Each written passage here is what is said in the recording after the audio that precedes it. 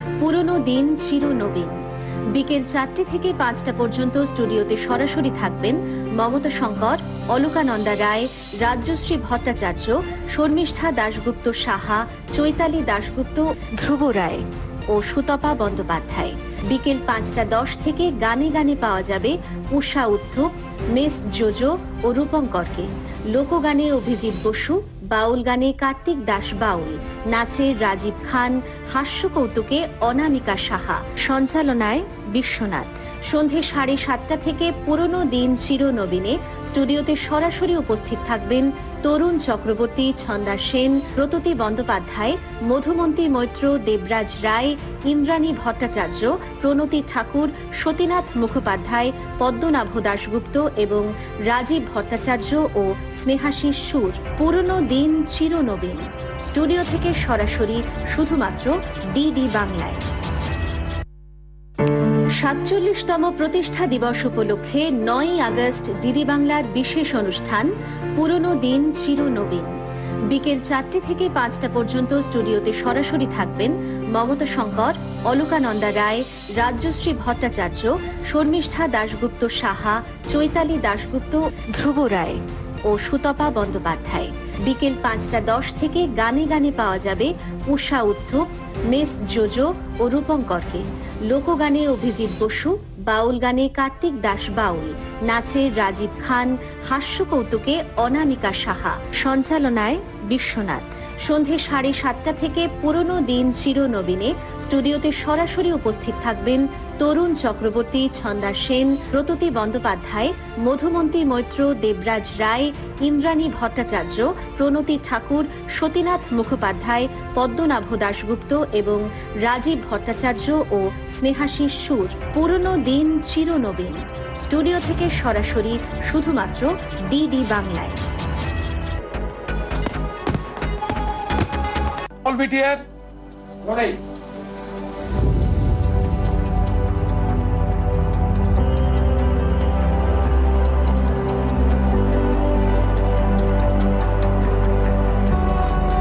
নমস্কার।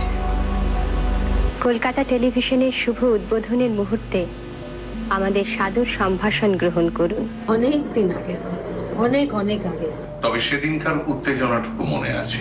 এটা একটা ইতিহাস। নমস্কার, দূরদর্শন কেন্দ্র কলকাতা। আমাদের অধিবেশন প্রচারিত হচ্ছে ব্যান্ড এক চ্যানেল 4-এ।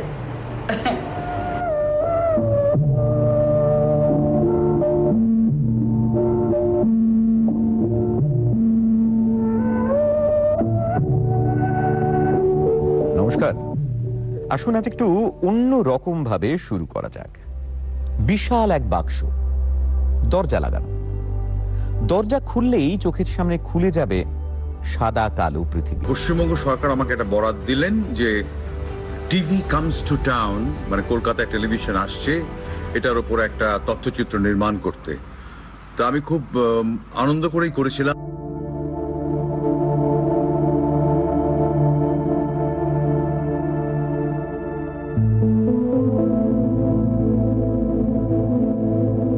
সেই সময় আমরা যে ক্যামেরাগুলি ব্যবহার করতাম সেই ক্যামেরা ছিল ফিল্ম ক্যামেরা, 16 মিলিমিটারের ক্যামেরা, এবং সেটা ছিল রিভার্সাল ফিল্ম, অর্থাৎ যখন ছবিটা তোলা হচ্ছে সেটা নেগেটিভ হয়ে গেল, এবং সেই নেগেটিভটা আমরা যখন প্রসেসিংয়ে পাঠাচ্ছি সেখানে প্রথম প্রসেস যেটা হলো নেগেটিভ হয়ে সেকেন্ড একটা লাইট পাস হতো।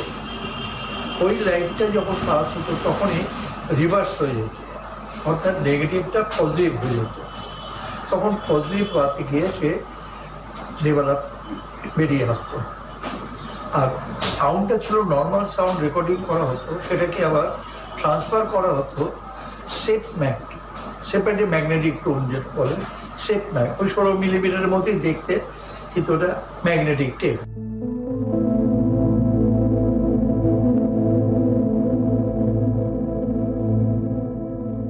সূচনা পর্ব থেকেই কিন্তু বঙ্গজীবনের অপরিহার্য অঙ্গ হয়ে উঠেছিল এই নতুন মাধ্যম।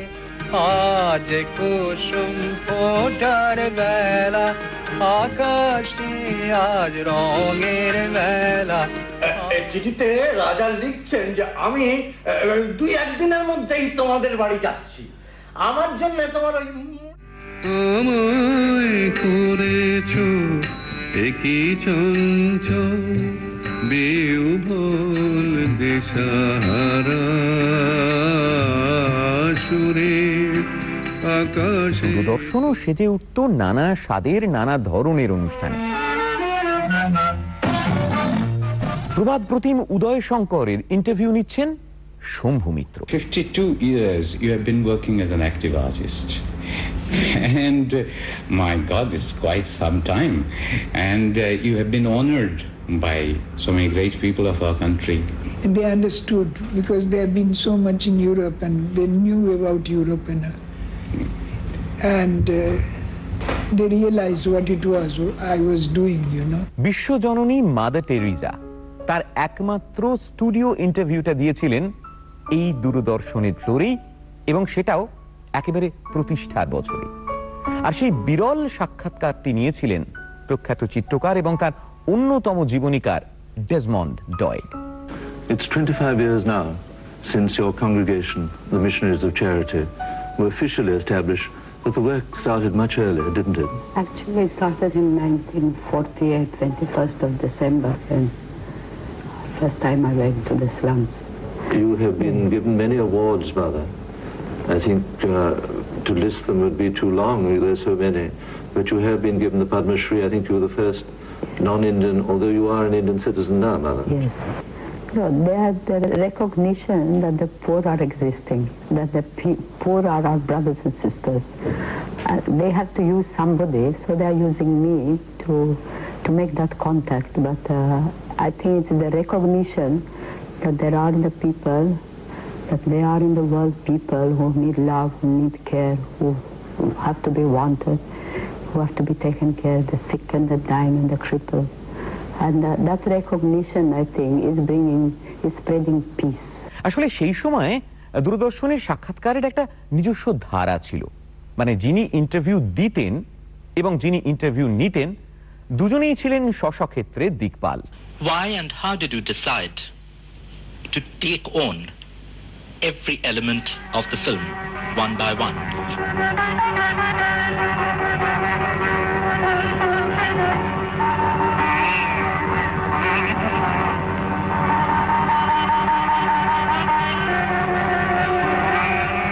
মানিকদা টেলিভিশন সম্পর্কে খুব উৎসাহ ছিল, জিজ্ঞেস করতেন যে কিরকম হচ্ছে না হচ্ছে, কি হচ্ছে, ওই প্রোগ্রামটা দেখলাম এরকম, বা খুব ভালো লাগছিল, যে শট আসার কথা ছিল সেই শট তখন আসছে এরকম মনে হচ্ছে। তারপর বললেন যে আচ্ছা টিভি সেট কিরকম বিক্রি হচ্ছে বলো তো। I think of myself primarily as a storyteller, as a maker of fiction films. আমি বললাম দেখুন আপনার তো 25 বছর হয়ে গেল, 55 সালে পথের পাঁচালী রিলিজ হয়েছিল, আর এখন 1980, তা 25 বছর হয়ে গেল। তো এখন যদি আপনার উপর একটা ডকুমেন্টারি না, আপনার উপর একটা ধরুন আপনার সাক্ষাৎকার, একটা ভালো বড় অনুষ্ঠান করি, তো মানিদা ভাবলেন, ভেবে বললেন না ঠিক আছে করো, কিন্তু কে সাক্ষাৎকার নেবে কে? তা আমার তো সঙ্গে সঙ্গে মাথায় এলো শ্রমিক বন্দ্যোপাধ্যায়, বেস্ট লোক। মানিদা এক কথায় রাজি। There are directors who insist that they would not like to involve their actors in the making of the film in any way. They would give instructions, they would pass orders, and it is for the actors to work out the things. They're naturally given the script well beforehand, so they have time to learn their lines. And in addition to that, if they show an interest in discussing the part with me, to find out the motivations, to be more clear about how it should be played, I'm perfectly willing to oblige them. দূরদর্শনের সাক্ষাৎকার ভিত্তিক অনুষ্ঠানগুলোর জন্য দর্শকের একেবারে আগ্রহী হয়ে অপেক্ষা করতেন। স্বয়ং শিবরামবাবু এখানে এসেছেন, তার সঙ্গে আমরা সাক্ষাৎকার করব। আপনার প্রথম বই কি মন্টুর মাস্টার, তাই না? আচ্ছা, প্রথম উপন্যাস আপনার কি? বাড়ি থেকে পালিয়ে। আচ্ছা, বাড়ি থেকে পালিয়ে। তো বাড়ি থেকে পালিয়ে উপন্যাসের মধ্যে কিছু আপনার জীবনের ঘটনা আছে কি? প্রায় সমস্তটাই ওই আমারই জীবনের ঘটনা বা দুর্ঘটনা যাই বলুন, ওইটাতেই রয়েছে। বিখ্যাত চিত্র পরিচালক ঋষিকেশ মুখোপাধ্যায় উনি কয়েকদিন আগে কলকাতায় এসেছিলেন, তা আড্ডা মারতে মারতে জাস্ট গল্প করতে করতে ওনাকে একটা প্রশ্ন করেছিলাম, কিরমভাবে করেছিলাম জানি না, তার সাথে জবাবটা উনি দিয়েছেন এবং বেশ ভালো করেই ওনার মতামত ব্যক্ত করেছেন। এতদিন তো বম্বেতে থেকেও আমি যেটা সবাইকে বলি যে ঋষিদা বম্বেতে একদিন থেকেও কিন্তু ওই টিপিক্যাল বাঙালি রয়ে গেছেন, কিন্তু এই বাঙালি মেজাজটা আপনি মেনটেন করে যাচ্ছেন কি করে? আমি বাঙালি মেজাজ কি বুঝি না, সত্যি কথা বলি। প্রত্যেকের একটা নিজস্ব মেজাজ থাকে, যে যেখানে আইডেন্টিফাই করতে পারে। বা বন্ধু বান্ধব যারা কাজ করতো আমাদের ছবিতে, সকলেই এডিটিং, সকলেই সব থাকতো, একবার এসে বসতো, ওখানে এডিটিং তো সব ওখানেই হতো। তো ওরাই আমাকে জোর করে বলবে ছবি করো, ছবি করো, ছবি করো, তুমি ছবি করছো না কেন, ছবি ডাইরেক্ট করো। স্পেশালি দিলীপ কুমার। তথ্যচিত্রের কথাই ধরুন, জন্মদিন, মৃত্যুদিন, মংপুতে রবীন্দ্রনাথ, হিউমার্স অফ সত্যচিত্রে, peak to peak, tiger of the snow, কোনটা ছেড়ে কোনটার কথা বলব? পৃথিবীর নাট্যমঞ্চে অঙ্কে অঙ্কে চৈতন্যের ধীরে ধীরে প্রকাশের পালা। আমি সে নাট্যের পাত্রদলে পড়িয়াছি সাজ, আমারও আহ্বান ছিল যবনিকা সরাবার কাজে, এ আমার পরম বিস্ময়। 34 সালে আমার বিয়ের পর যখন ওর সঙ্গে দেখা করতে যাই, তখন উনি আমাকে বললেন যে যদি তুমি একটা আনন্দের ঘর, আনন্দের সংসার তৈরি করতে পারো, তাহলে আমি যাবো তোমার কাছে। বাঙালির কতগুলো আশ্রয়, যেমন রবীন্দ্রনাথ, নেতাজি সুভাষচন্দ্র বসু, কাজী নজরুল ইসলাম, স্বামী বিবেকানন্দ, এদের নিয়ে অসংখ্য তথ্যচিত্র এবং অনুষ্ঠান করতে পেরেছি। মংপুতে রবীন্দ্রনাথ আরেকটি অনুষ্ঠান, সে অনুষ্ঠানের কথাও মনে পড়ছে, সেটাও শঙ্খদার একটা অসামান্য সৃষ্টি। রূপের অদৃশ্য অন্তঃপুরে রবীন্দ্রনাথের চিত্রকলা নিয়ে পৃথিবীতে প্রথম তথ্যচিত্র, সেটিও শঙ্খদার অসাধারণভাবে আমাকে স্ক্রিপ্ট রচনা করে দিয়েছিলেন। এবং রবীন্দ্রনাথকে যিনি ছবি আঁকতে প্রেরণা জুগিয়েছিলেন, সেই ভিক্টোরিয়া কাম্পো, তার সাক্ষাৎকার শঙ্খদা আমাকে আনিয়ে দিয়েছিলেন আর্জেন্টিনা থেকে। প্রত্যেকটা অনুষ্ঠান একেবারে আলাদা রকম ভাবে উপস্থাপিত করা হতো। ক্যামেরার কারসাজি, দক্ষ পরিচালনা, সম্পাদনার মুন্সিয়ানা, সব মিলিয়ে একটা অন্য রকমের প্রেজেন্টেশন। আর তাই প্রত্যেকটাই আমাদের দর্শকদের কাছে একেবারে সম্পদ হয়ে আছে। The Himalayas abound in legends. One of these was born in the lap of the eternal mountains, and he became its first true conqueror, Tenzing Norgay. And the May finish expedition, because the monsoon will come, the ice fall will change, then we can't get up from there. We have to finish end of May. I think for me it was not a moment of tremendous excitement. I think more that I felt a deep satisfaction in actually reaching the top of the mountain. সাবমেরিনের উপর আমি documentary করেছি আমার জাতির দুঃসহ। সাবমেরিনের ভেতরে গিয়ে তার সমস্ত কিছু নিয়েছি, কোথা থেকে টর্পেডো ছাড়ে, কোথা কি করে না করে, সমস্ত কিছু করেছি।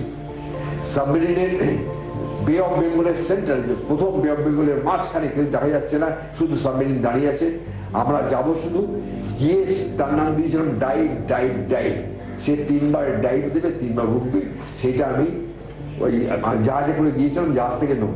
তখন তো আমাদের ফিল্ম ক্যামেরা নিয়ে যাওয়া 1.5 রোল 2.5 মিনিটের বেশি চলে না। যখন অন করলাম, করে ওই ডুবতেই আমার ফিল্মটা শেষ হয়ে গেল। আবার সেটা আমরা বন্ধ করে আবার বিল থেকে নতুন ফিল্ম করলাম, ঘুরে আবার তুললাম। তারপরে আবার ল্যান্ডে ফিরলাম, সে দাঁড়িয়ে আছে ওখানে। পরে আবার কিছু পরে আমার জন্য হেলিকপ্টার রেডি হয়েছে, আমার ক্যামেরাম্যানের জন্য হেলিকপ্টার করে উপরে গেলাম, ওই জাহাজের উপরে গিয়ে আবার সে ডাইভ ডাইভ ডাইভ দিল, আমার সেটা শটটা নিলাম। আমি কোনো ট্রেনিং ছাড়া হঠাৎ আমি ঠিক করলাম আমি অয়েলের ওপরে একটা ডকুমেন্টারি করব। ইন্ডিয়ান অয়েলের ওই অনেকে দিয়ে ওখানেই আরম্ভ করেছিলাম, ওটা মনে আসে আমার, দিঘি নদীতে।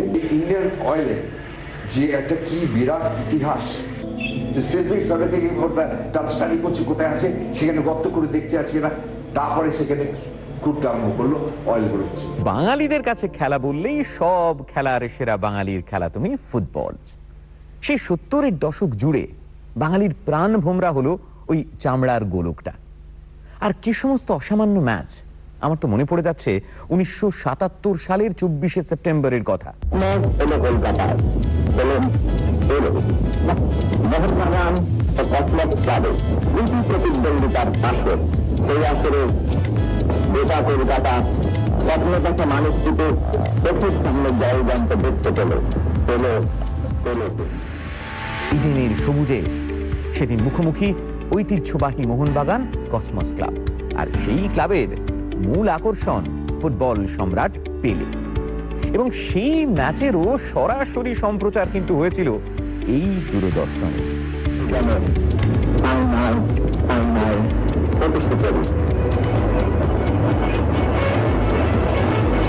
বিপক্ষের খেলোয়াড়দের সঙ্গে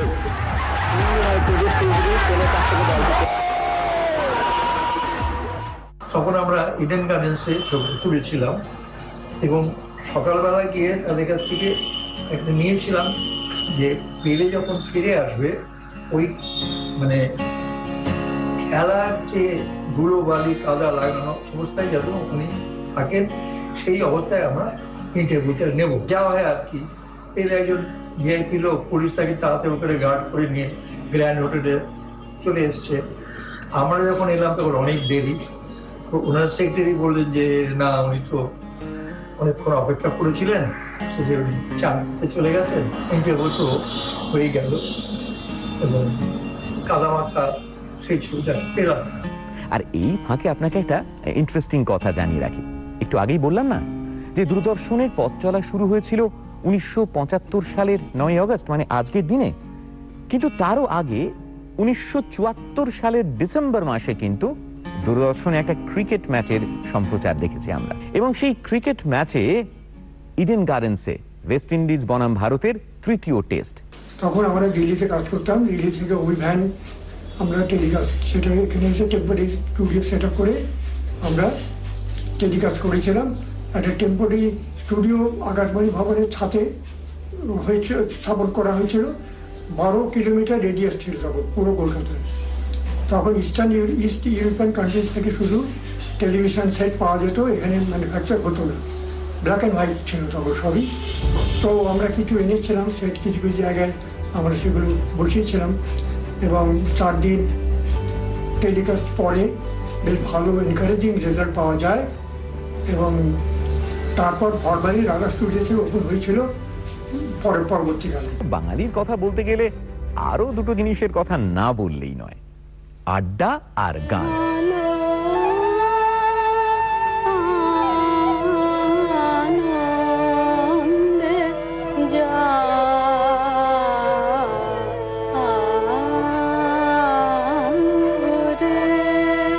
প্রতিটা দিনই চেষ্টা করতাম একজন অন্তত বিশিষ্ট এবং জনপ্রিয় শিল্পীকে রেকর্ডিং করার, তাহলে তাকেই আমরা তুলে ধরতে পারবো দর্শকের কাছে। এবং এদের সঙ্গে কথাবার্তা সূত্রে আমি এত কিছু জানতে পারতাম। তখন আমার সবসময় মনে হতো যে এইসব কথা যদি দর্শকরা জানতে পারে। আপনার গানের শুরু বা গান বাজনার শুরু নাকি স্কটিশ চার্চ কলেজ থেকে, এটা কেমন কথা? সে কি? হ্যাঁ, স্কটিশ চার্চ কলেজে আমরা, আমার এক বন্ধু ছিল, মানে খুব গলায় গলায় বন্ধু, এই যে কুস্তিগির যতীন্দ্রচরণ গুহ গোবরবাবু, তাঁর ছেলে মানিক। তা মানিক আর আমি দুজনেই খুব গান বাজনা ভালোবাসতাম। তা গান বাজনা তো আর ওই ফ্রন্ট বেঞ্চে বসে করা যায় না, লাস্ট বেঞ্চে বসে করতে হয়।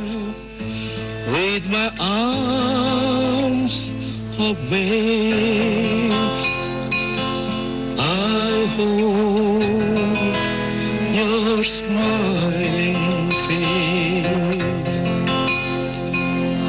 আমি জামিনী, তুমি শশী, বাতিছ গগন মাঝে। আমি জামিনী, তুমি শশী হে, বাতিছ গগন মাঝে। মম সরসিতে তব উজ্জ্বল প্রভা বিম্বিত যেন লাজে আমি আর আমার স্ত্রী যদিও কেরালার মেয়ে, এখন কিন্তু একেবারে বাঙালি। হ্যাঁ, বাঙালি এবং বাংলা গানও করতে পারেন। আর বাংলাতে আমরা কথা বলি বাড়িতে, চচ্চড়ি খাই, তারপর ওই টক খাই, ছেঁচড়া খাই, সব রকম। কেরালার খাবারও খান? কেরালার খাবারও খাই, কিন্তু আমার বউ সব ছেঁচড়া সব খায়। রেকর্ডিং করার সুবাদে প্রতিমা বন্দ্যোপাধ্যায়ের সঙ্গে কথাবার্তা বলার আমার সুযোগ ঘটত। যেভাবে বসিয়ে দিতাম রেকর্ডিং এ তিনি সেভাবেই বসতেন, যেমন করে রাখতাম হাতটা ওনার হারমোনিয়ামের উপরে, সবকিছু করে ঠিক একইভাবে উনি থাকতেন, কোনো নড়াচড়া করতেন না। কিন্তু আমি ভাবলাম যে নিশ্চয়ই এই মানুষটিরও তো অনেক কথা বলার আছে। আমি ওর সঙ্গে একদিন একটু কথা বলতে বলতে বললাম যে আমি আপনার একটু ইন্টারভিউ রেকর্ডিং করতে চাই। উনি বললেন যে আচ্ছা করব, কিন্তু আমি তো ভালো কথা বলতে পারি না। তো আমি বললাম ঠিক আছে, যা বলতে পারবেন তাতেই হবে, কিন্তু আপনার সাথে কে কথা বললে আপনি স্বচ্ছন্দ বোধ করবেন বলুন। বলছে কেন, তুমি আমার সাথে কথা বলো। আমি তো কথা বলতে পারবো না, আমি তো রেকর্ডিং করব। তাহলে একটু ভেবেচিন্তে বললেন তাহলে হেমন্ত দাদার সঙ্গে যে আমি কথা বলতে পারি, যদি হেমন্ত দাদা আমার সঙ্গে কথা বলেন তাহলেই আমি করতে পারবো এই অনুষ্ঠান। আমি তো খুব মুশকিলে পড়ে গেলাম। হেমন্ত মুখোপাধ্যায় তখন বেশিরভাগ সময় বম্বেতেই থাকতেন। যাই হোক, ওনার সাথে যোগাযোগ করার চেষ্টা করলাম, ওনার সাথে কথা হলো, বললাম। উনি শুনে বললেন ও হ্যাঁ আমি জানি, ও তো আমার সঙ্গে ছাড়া আর কারোর সঙ্গে কথা বলবে না। ঠিক আছে, আমি যাব, আমি দিনক্ষণ জানিয়ে দেবো তোমাকে, আমি রেকর্ডিং করে দেবো। আমি তখন বম্বে চলে গিয়েছি, সেই সময় তা হবে 1951 সালই হবে বোধহয়। ঝুলি ছবি হয়েছিল না? হ্যাঁ। ওতে তখন ওখানে আমি গান শুনেছিলাম তোর, ভীষণ ভালো হয়েছিল। এটা বলতে তুই এই স্কেলে গাইতে পারবি না, অন্য স্কেলে নিতে হবে না? সি নিগাড়িয়া নীল শাড়ি মনে আছে? গা।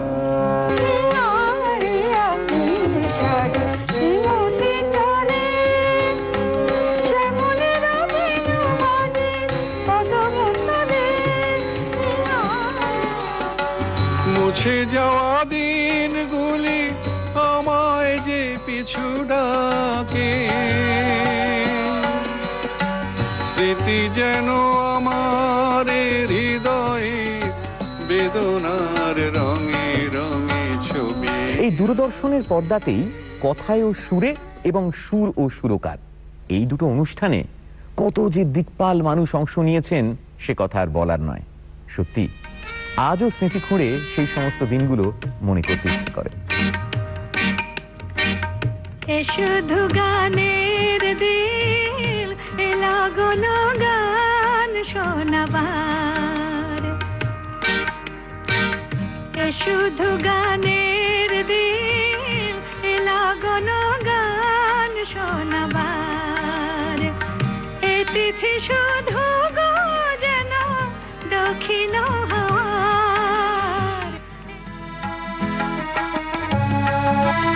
তাই গান শোনাতে হয়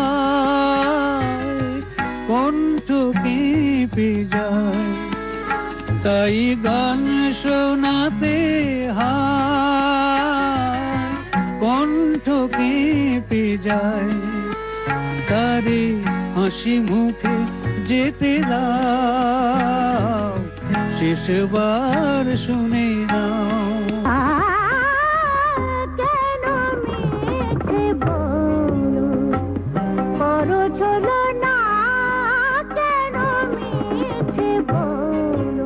আশা ভোসলেকে নিয়ে কথা শুনে অনুষ্ঠান করাটা আমার কাছে একটা বিরাট অভিজ্ঞতা। সেটাই ছিল ওনার প্রথম কলকাতা দূরদর্শনের অনুষ্ঠান। ওনার সঙ্গে আমি আগের দিন একটু কথা বলতে গেলাম, একটু রিহার্সাল করতে, এবং ওনাকে একটু ভালো করে জানতে কিভাবে প্রশ্নগুলো সাজাবো সেই জন্যে। যদিও অনুষ্ঠানে ওনার সঙ্গে কথা বলেছিলেন সলিল চৌধুরী, কিন্তু উনি সেদিন রিহার্সালের সময় থাকতে পারেন, ওনার ব্যস্ততা ছিল। আশা ভোসলেজিকে যখন আমি জিজ্ঞেস করলাম যে আপনি আমাকে একটু বলুন আপনার ছোট থেকে এই বড় হয়ে ওঠার জার্নিটা একটু বলুন, কেমন করে উনি আশা ভোসলে উঠেছেন, কেমন করে লতা এবং আশা দুই বোনের মধ্যে যে গানের একটা বিস্তৃত ফারাক তৈরি করে নিয়েছেন গায়কিতে, সবকিছু উনি আমাকে বললেন। তার জীবন সংগ্রাম কিন্তু যখন ওনাকে আমি বললাম যে এগুলো কিন্তু আপনাকে আমার অনুষ্ঠানে বলতে হবে, ছোট ছোট প্রশ্ন থাকবে সেখানে আপনি বলবেন, উনি বললেন না এগুলো তো আমি তোমাকে বললাম, তুমি আমার কাছে জানতে চেয়েছো বলে, আমি তো এটা সবাইকে বলতে পারবো না, সবার জন্য নয়। লতার মতো এরকম বিশ্ববিখ্যাত শিল্পী, তোমার মতো এরকম বিশ্ববিখ্যাত শিল্পী, হৃদয়নাথের মতো এত সুন্দর সুরকার, এইগুলো তো হয়তো তুমি বলে ভাগ্য, কিন্তু এর জন্য তো পরিশ্রম করতে হয়, স্ট্রাগল করতে হয়। সেই স্ট্রাগলটা কিরকম তুমি ছোটবেলায় করেছো আমরা জানতে চাইবো আমাদের দর্শকদের। দাদা আমি যে বাংলাতে বলবো আমি বলতে পারবো না, তুমি হিন্দিতে বলো। हिंदी बोलबो।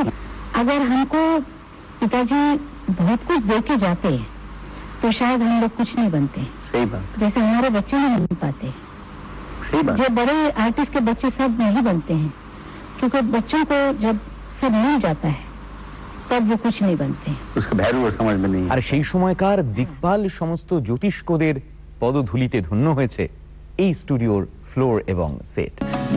কাদিয়ার ভাবিকার কাছে কেবা হাত বাড়ালো,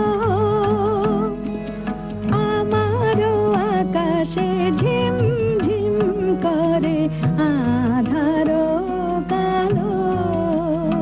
একটা কথা বলছি, হ্যাঁ বলুন। কারণ আমি তো তখন আমার কোনো ধারণাই নেই কিভাবে মাইক্রোফোনের সামনে গান গায়, ওপরে গেলে কতটুকু কি পেছ হয়ে না নিচে আসলে সামনে যায়।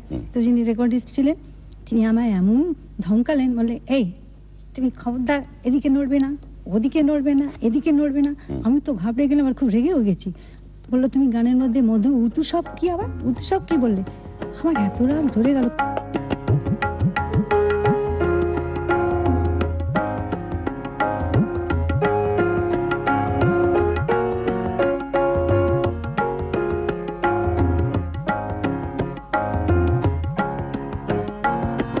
প্রথম national programme of music all ইন্ডিয়াতে যেটা দূরদর্শনে হলো, তাতে কলকাতাকে একটা অনার দেওয়া হলো। সর্বপ্রথম রাধিকা মোহন মৈত্র ফিচার করেছিল সেই ন্যাশনাল প্রোগ্রাম মিউজিকে। তার মধ্যে যেটা আমার মনে পড়ছে এখন, ওস্তাদ আলী আকবর খান সাহেবের 50 মিনিটের ন্যাশনাল প্রোগ্রাম অফ মিউজিক, যেটা একটা রেয়ারিটি বলতে পারা যায়, কারণ এত 30 মিনিট সাধারণত হয়। ওনাকে সম্মান দেখিয়ে 50 মিনিটেরই দেওয়া হয়েছিল।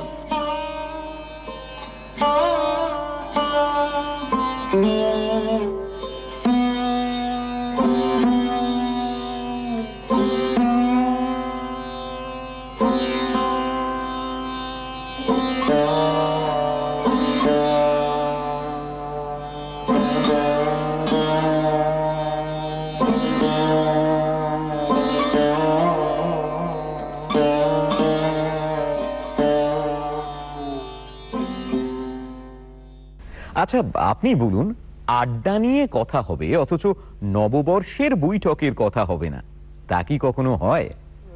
বাঙালির একান্ত নববর্ষের বৈঠকই আড্ডা। সুমধুর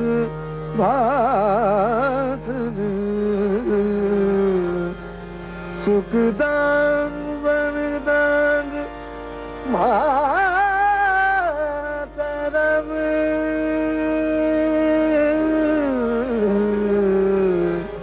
বন্দে মাতরম।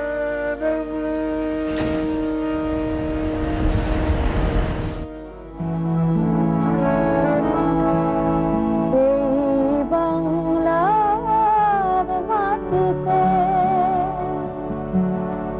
মগো জন্ম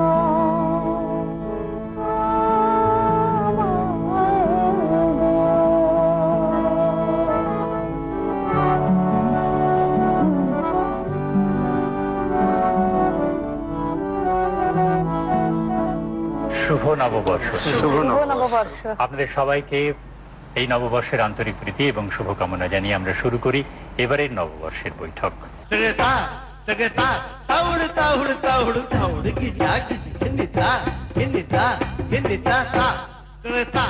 বাংলা বছরের শুরুটাই হতো সকাল সকাল সেই নববর্ষের বৈঠকে আড্ডায়। আর সেই আড্ডা যে শুধুমাত্র দূরদর্শনের সেটেই হতো এমনটা কিন্তু নয়। সেই আড্ডা কখনো হতো গঙ্গাবক্ষে, কখনো হতো চলন্ত ট্রেনে, কখনো আবার আমাদের কলকাতার গর্ব পাতাল রেলে। এই বৈঠক করতে করতে আমরা কখনো চলবো, কখনো থামবো, কখনো নামবো, কখনো উঠবো। পর্দায় উঠাইলে দেখবি ওরে মন, দেখবি ওরে মন। আমরা এলাম কালীঘাটে। এই কালীঘাট স্টেশনের প্ল্যাটফর্মে পা দিয়ে রবীন্দ্রনাথের প্রার্থনার কথা মনে পড়ছে। গাইলে অলি পরিমল আসে, গাইল কোকিল ডালে মধু পঞ্চস্বরে, বাজিল রাক্ষস বাদ্য।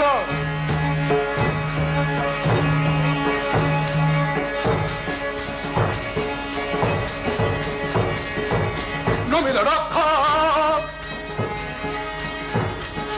জয় মেঘা নাদ নাদ উঠিল গগনে, জয় মেঘা নাদ না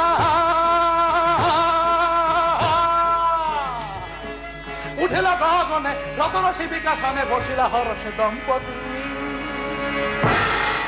যে বগিতে বসে অনুষ্ঠান করছি এটিকে নিজেদের মতো করে সাজিয়ে নিয়েছি।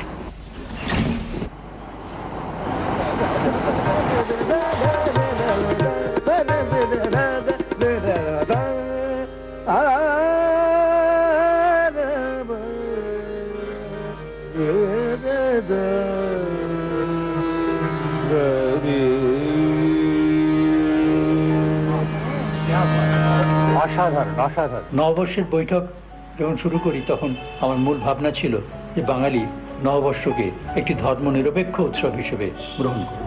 তারপর নানান রকম পরীক্ষা নিরীক্ষা, নানা রকম ফরম্যাটে এই অনুষ্ঠান হয়েছে এবং এই অনুষ্ঠানের জন্য আমরা উপদেশ পেয়েছি সমস্ত বিখ্যাত মানুষদের কাছ থেকে এবং আপনারা সেই সব অনুষ্ঠান দেখেছেন।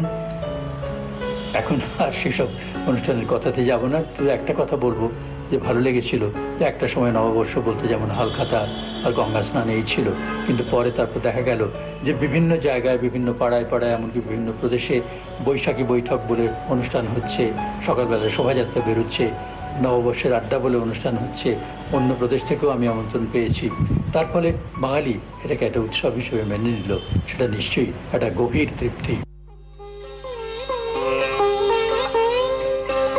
এই দূরদর্শনের পর্দাতেই একসময় হয়েছে সাহিত্য সংস্কৃতির মতো অনুষ্ঠান। গোটা ভারতবর্ষের টেলিভিশনের ইতিহাসে এমন সিরিয়াস সাহিত্য নির্ভর অনুষ্ঠান বোধহয় আর খুঁজে পাওয়া যাবে না। তুমি তৃপ্ত হও, পূর্ণ হও, জালো ভুলোক, জালো দুলোক কবিতা। আজ আমরা নীরেন্দ্রনাথ চক্রবর্তীর মুখোমুখি।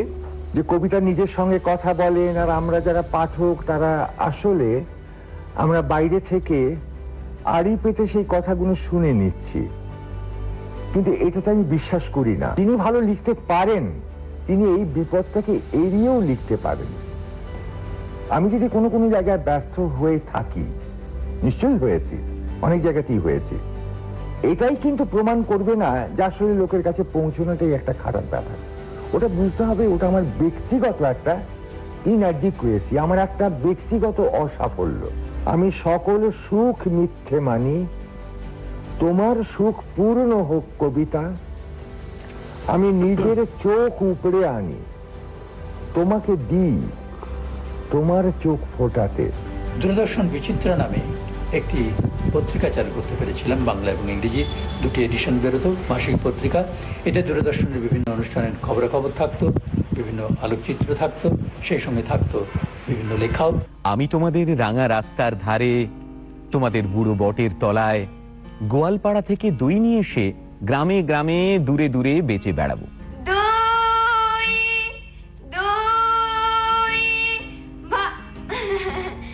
আমাকে শুনতে শিখিয়ে দাও।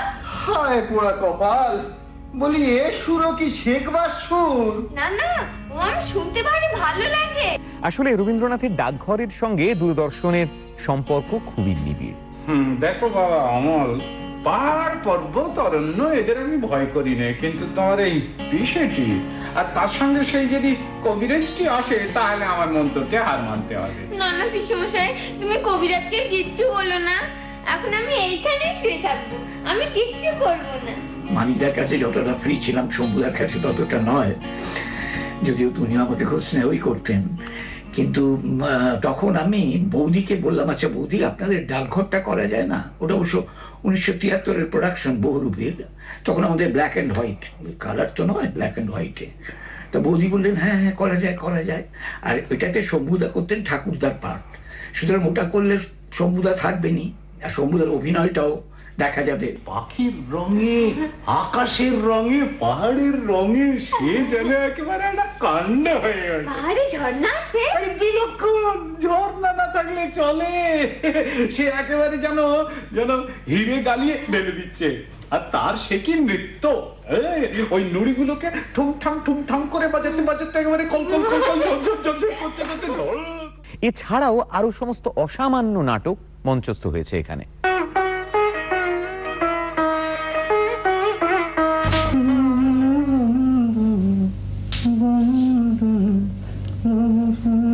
আচ্ছা, শ্রীখণ্ড বাবুরা এখনো কেউ এলেন না কেন বলুন দেখি?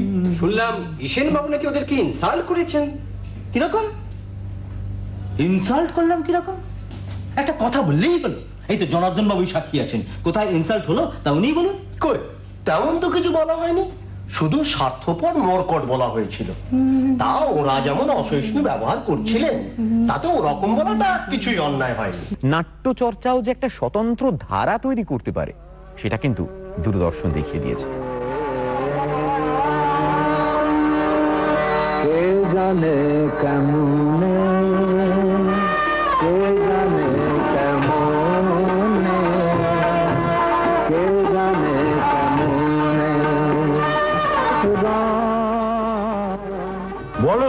আর বলবো কি, কর্তা এতদিন দাবন হতে ফিরে এসেছেন, এখন আমার বাড়ি থেকে বেরোনো ভাব। কি সর্বনাশ! তাহলে এখন এর উপায় কি? আর উপায় কি, সবাটা দেখছি এবলিশ করতে হল। তুমি কি পাগল হলে নাকি? এমন সভা কেউ কখনো এবলিশ করে থাকে? এত ঝড় তুফানে নৌকো বাঁচিয়ে এসে সে তীরে এসে তরিয়ে ডোবাবো? যখন আমাদের সাবস্ক্রিপশন লিস্ট অত্যন্ত পুয়ার ছিল, তখন নিজেদের থেকে চাঁদা দিয়ে সবাইকে সেভ করেছিলাম, আর এখন আমি জানিনি যে তুমি নতুন করে বলতে এলে। কে জানে কেমনে কেমনে কেমনে, কে জানে।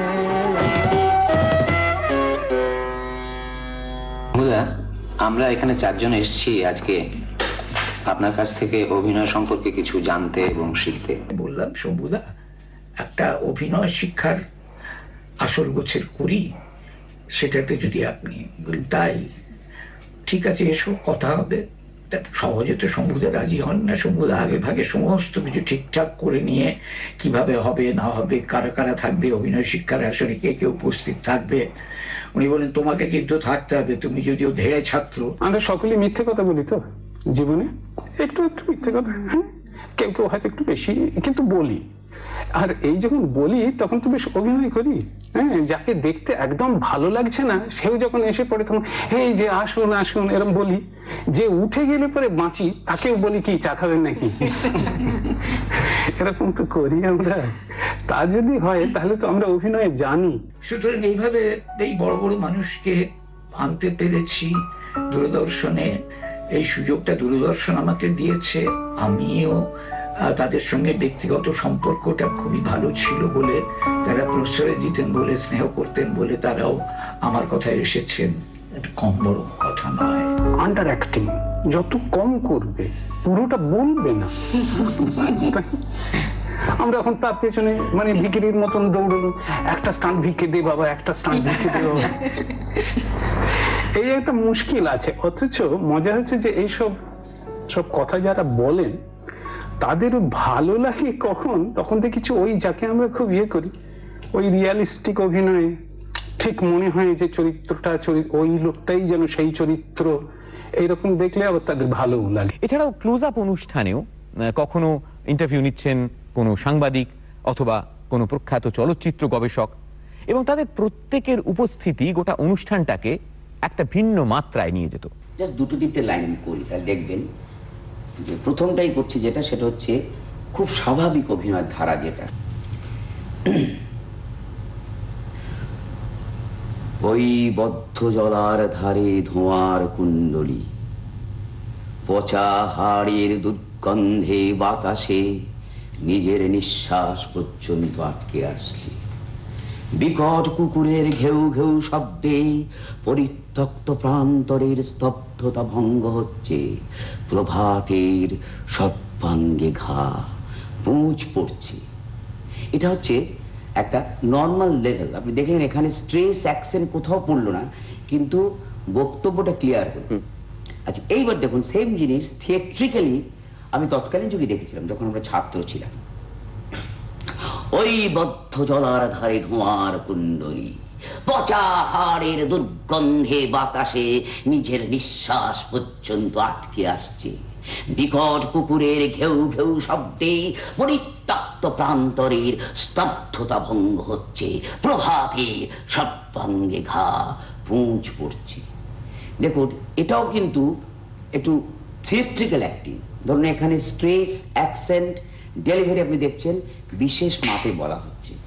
নমস্কার, শুরু করছি ঘরে বাইরে। আমি জানি আপনারা এক সপ্তাহ ধরে অধীর আগ্রহে অপেক্ষা করেছেন ঠিক এই সময়টার জন্য। মা মেয়ে পর্ব শুরু করেছি গত সপ্তাহ থেকে।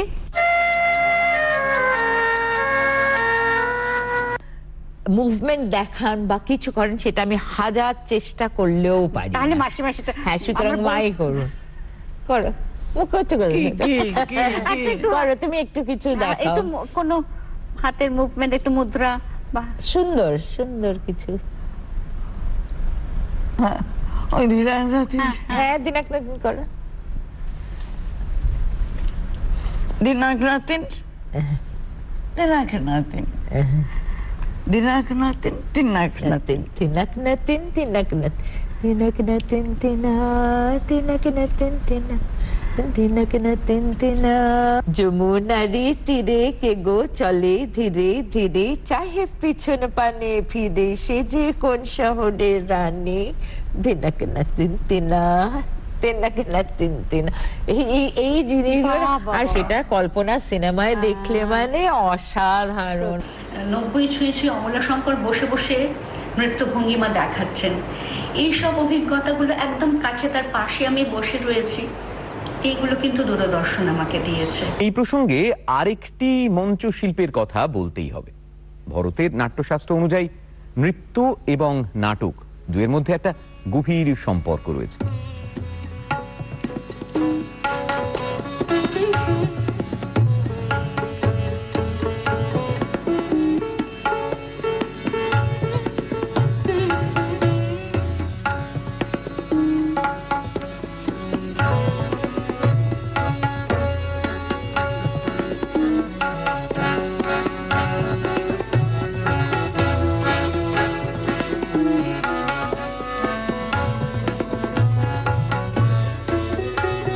আর এই দূরদর্শনের পর্দাতেই মঞ্চস্থ হয়েছে একের পর এক রবীন্দ্র নৃত্যনাট্য, শ্যামা, চিত্রাঙ্গদা, সাপমোচন।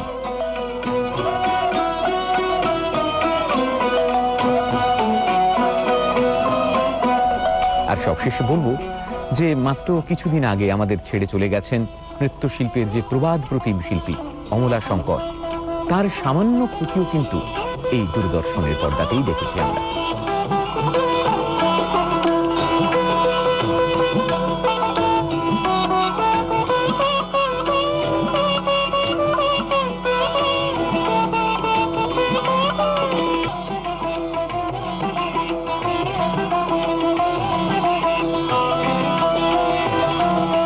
একটা অনুষ্ঠান যেটা দেখার জন্য একসময় আপামর দর্শক অধীর আগ্রহে অপেক্ষা করতেন, অর্থাৎ অসুর দলনীকে একেবারে জীবন্ত দেখার রোমাঞ্চ অনুভব করতেন, সেই মহালয়ার কথা।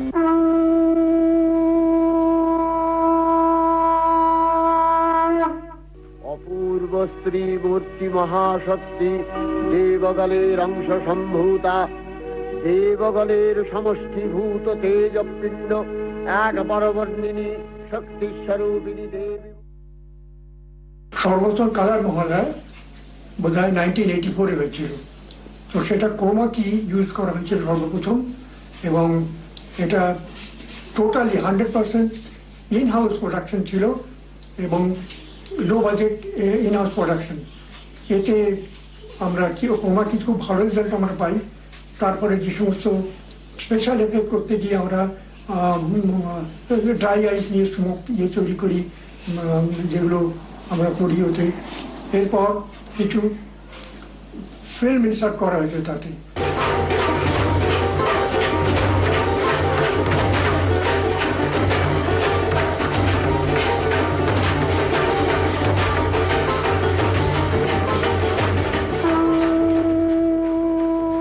তা আমার দায়িত্ব পড়লো মঞ্চের কাজ করার জন্য। বিশেষ বিশেষ দৃশ্যে কিছু সিন আমার তৈরি করতে হবে, সেগুলো আমি শুরু করলাম। হাতে পেয়েছিলাম 2 দিন মাত্র। রেকর্ডিং হলো, আমি 2 রাত্রি জেগে মঞ্চ তৈরি করলাম, বিভিন্ন সেট, এবং সেই সেট নিয়ে ওইখানে রেডি করা হলো, এবং তাদের সাথে নাচ গান অনেক কিছু সেই মঞ্চের কাজ আমি করার পর সেই মহালয়া অনুষ্ঠান খুব জনপ্রিয় হয়েছিল। দুর্গে দুর্গতি হারিণী ভুবন মোহিনী, ভুবন মোহিনী মা, ভুবন মোহিনী।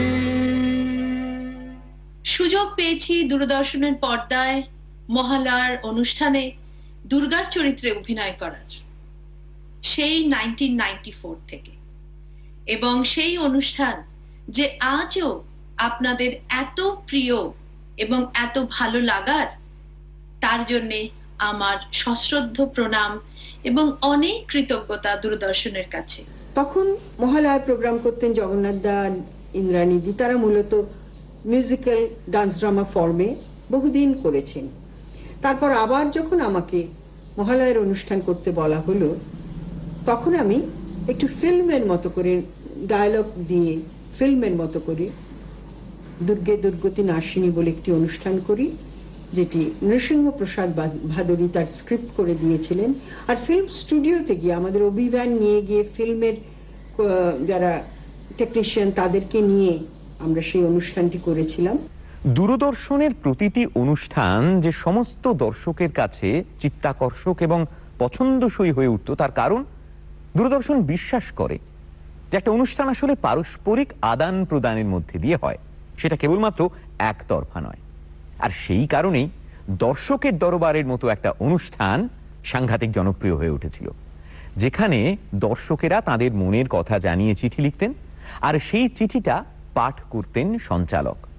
যেমন অপূর্ব উপস্থাপনা, তেমনি আন্তরিকভাবে গোটা বিষয়টা দর্শকদের সামনে তুলে ধরা। দর্শকের দরবারে অনুষ্ঠান শুরু করে আমি প্রথম 10 বছর একাই সেটা করেছি বা নিবেদন করেছি।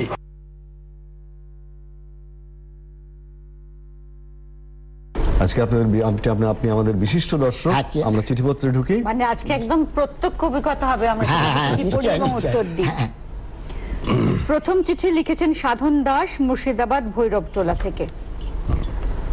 মনে পড়ে সেই দিনগুলির কথা, যখন টিভি খুললেই এত চ্যানেল ছিল না, এত বাংলা ছবিও ছিল না। সবেধন নীলমণি, ডিডি বাংলা, সারা সপ্তাহ অপেক্ষা, শনিবার সন্ধ্যায় একটা বাংলা ছবি, পরে সেটা রবিবার সন্ধ্যা হয়ে গেল।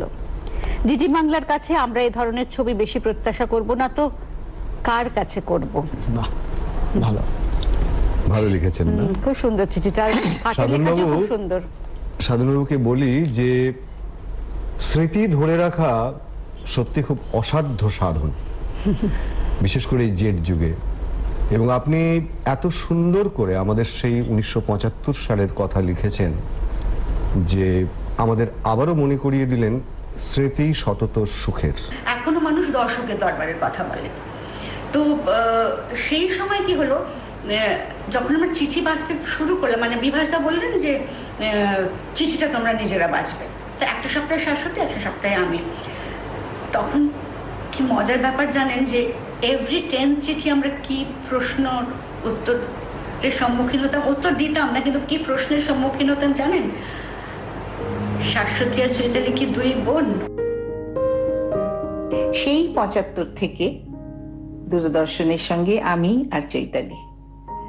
অনেকেই যখন বলেন, তখনও বলতেন, এখনো বলেন, অনেকটা পথ পেরিয়ে এসছি, এখনো যখন বলেন তোমরা তো তুই দূরদর্শনের কন্যা, খুব ভালো লাগে জানেন এই পরিচয়টা। সালটা ঠিক বলতে পারবো না, ওর হয়তো 80 সাল হবে ওরকম সময় নাগাদ একবার একটা দর্শক সমাগমে দর্শকের দরবারে হয়েছিল, সেখানে অমিতাভ চৌধুরী এসেছিলেন, তারপরে চণ্ডী লাহিড়ী এসেছিলেন, মানে অমিতাভ চৌধুরী এসেছিলেন, চণ্ডী লাহিড়ী এসেছিলেন, সেইখানে আমাকে সহযোগিতা করতে হয়েছিল পঙ্কজদাকে। সেইটা আমার প্রথম দর্শকের দরবারের লাইভ একটা এক্সপিরিয়েন্স। বেশিরভাগই যারা রেগুলার কাজ করতেন এবং আমরা যারা এলাম সবাই কিন্তু খুব একটা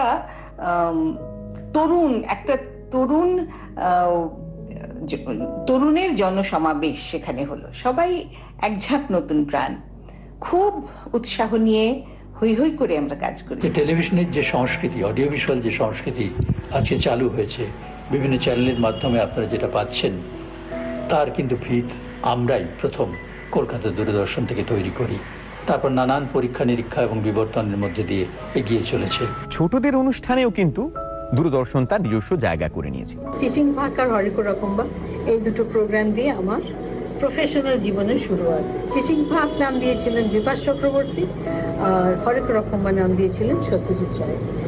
চিচিং ভাগে প্রথম যে অনুষ্ঠান আমরা টেলিকাস্ট করি এখনো মনে আছে, নাট্যায়ন গ্রুপের কর্ণধার অনিল দে, তিনি খুব তাড়াতাড়ি টেলিভিশন মিডিয়ামটাকে জেনে ফেলেছিলেন। তিনি খুব ভালো অ্যাডাপ্টেশন করতেন আর অভিনয় করেছিলেন, নির্দেশনা দিয়েছিলেন শক্তি ঠাকুর আর ছেলে মেয়েদের নিয়ে। আর বুদ্ধপুতুমের কর্চা অনুষ্ঠানটি বহু বছর দেখানো হয়েছে এবং খুব জনপ্রিয় ছিল। আর একটি জনপ্রিয় অনুষ্ঠান ছিল মাইকেল আর প্রবীর কুমার দাস। তাই দূরদর্শনকে জানাই অনেক শুভেচ্ছা, অনেক ভালোবাসা। আপনাদেরও জানাই আন্তরিক শুভেচ্ছা।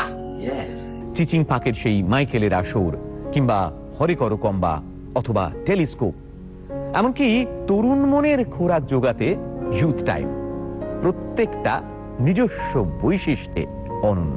তো পুরোনো দিনের একটা কথা আপনাদের কাছে বলি, তা সে সময় মাইকেলের অনুষ্ঠান আমরা লাইভ প্রোগ্রাম করতাম। ঠিক তাই, রাইট। হ্যাঁ, এই লাইভ প্রোগ্রামে অনেক ছোট ছোট ছেলেমেয়েরা আসতো। তা একদিন অনুষ্ঠান শেষ হওয়ার পর সবাই যখন স্টুডিওর বাইরে চলে গেছে, হঠাৎ শুনে পেয়েছিলাম বাইরেতে খুব কান্নাকাটির আওয়াজ, হই হট্টগোলের আওয়াজ। দৌড়ে গেলাম বাইরেতে, কি ব্যাপার? বাচ্চারা আমাকে দেখে বলল, তুমি খুব দুষ্ট লোক, তুমি মাইকেলকে ওই ব্যাগের মধ্যে কেন পুরে দিয়েছো? ওর বুঝি দম বন্ধ হয়ে যাবে না? আসলে আমার মাইকেলকে আমি একটা লম্বা একটা বড় ব্যাগের মধ্যে ঢুকে নিয়ে স্টুডিওতে নিয়ে যেতাম।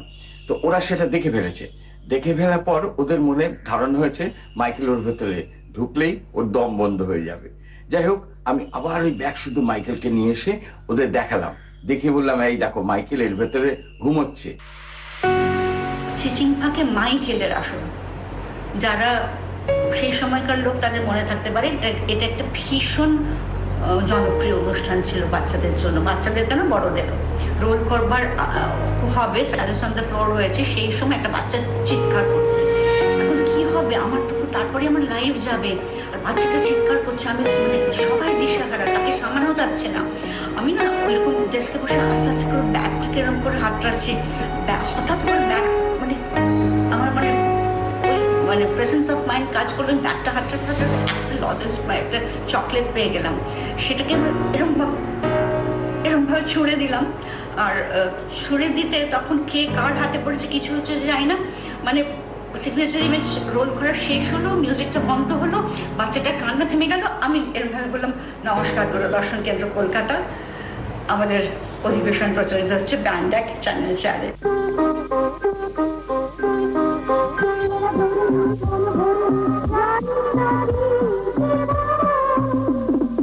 হ্যালো, কে বলছো?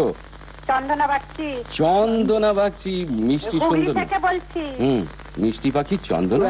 চিঠি তোমরা আমাদের পাঠিয়েছো, তুমি এইখান থেকে একটা চিঠি তো, বাহ, খুব ভালো। ছুটি ছুটি বলে একটি অনুষ্ঠান অনেক দিন করেছি পুজোর ছুটির সময় এবং গরমের ছুটির সময় সেটি টেলিকাস্ট হতো। তার শুরুতে একটি গান থাকতো, যে গান অনেক বিখ্যাত মন্টাজের গান, শিল্পীরা গেয়েছেন। একবার গানের কথা ছিল, দিন শেষে সূর্যের ছুটি, আকাশে সন্ধ্যা তারা ভাসি।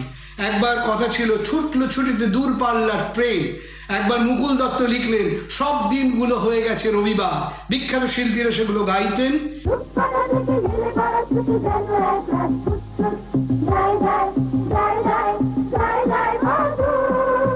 অনেক কিছু শিখতো ছেলেমেয়েরা এর মধ্যে দিয়ে, আর কখনো বোরিং হতো না। গ্রুপ বলতে নবনালন্দা, ভারতী মিত্র, আর্য মিত্র, রবীন্দ্রনাথের গীতিনাট্য, পারফেক্ট প্রেজেন্টেশনস, প্রফেশনাল, যেমনি কস্টিউম তেমনি মিউজিক। তারপর সিএলটি, চিলড্রেন্স লিটল থিয়েটার, সমর চ্যাটার্জি আইকনিক, তার পরিচালনায় জিজো নাটকটি সে বছর টেলিভিশন অ্যাওয়ার্ড পায়। আমি মূলত তরুণদের জন্য অনুষ্ঠান করতাম, তরুণদের নিয়ে ইন্টারঅ্যাক্ট করতাম। তরুণদের কি সমস্যা, তাদের প্রেম, তাদের ভালোবাসা, তাদের হতাশা, তাদের উচ্চাকাঙ্ক্ষা, তাদের একটা ত্যাগী জীবনের মধ্যে কারো কারো যাওয়ার প্রবণতা, কেউ কেউ চাইতো রামকৃষ্ণ মিশনে জয়েন করতে, এদের সঙ্গে ইন্টারঅ্যাক্ট করা, তাদের নিয়ে অনুষ্ঠান করা, সেই অনুষ্ঠানকে মনোগ্রাহী করে তোলা। এছাড়া আমি টপার বলে একটি অনুষ্ঠান করতাম, যে অনুষ্ঠানে মোটামুটি যারা বিশ্ববিদ্যালয়ের প্রথম হতেন তারা আসতেন, তাদের ইন্টারভিউ নিতাম।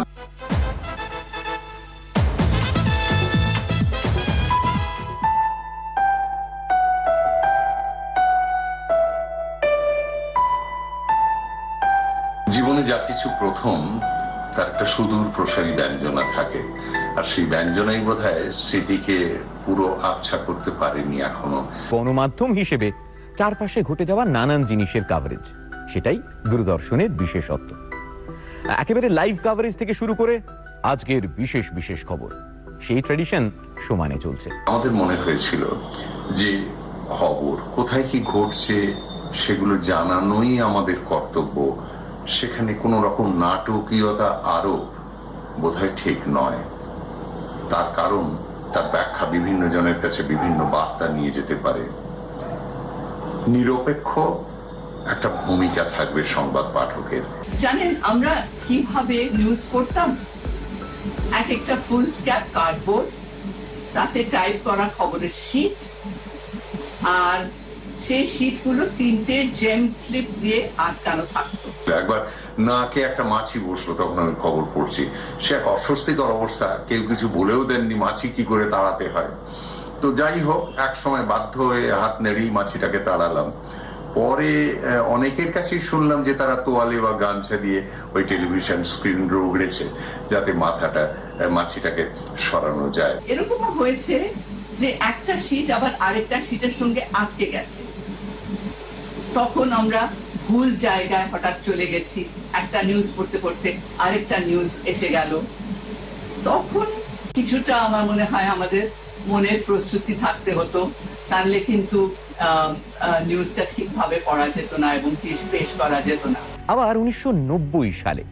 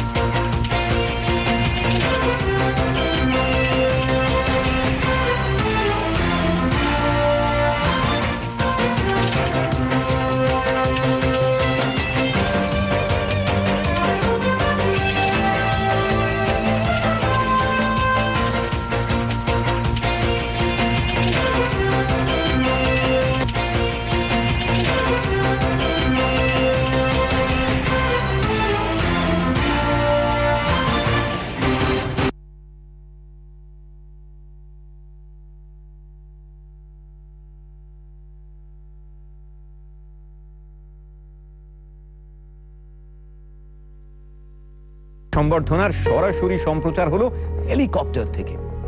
শুধু তাই নয়, বাঙালির গর্ব অমর্ত্য সেনের নোবেল পুরস্কার লাভের পর প্রথম টেলিফোনিক ইন্টারভিউ নেওয়ার পালকও কিন্তু দূরদর্শনের মুকুটে।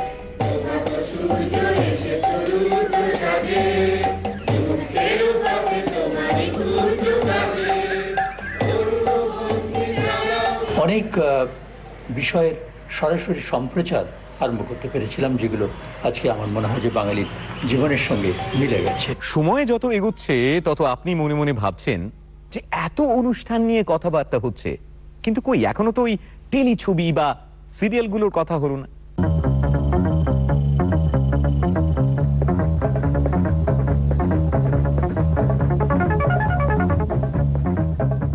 উনিশশো 86 সালের ঘটনা বলছি।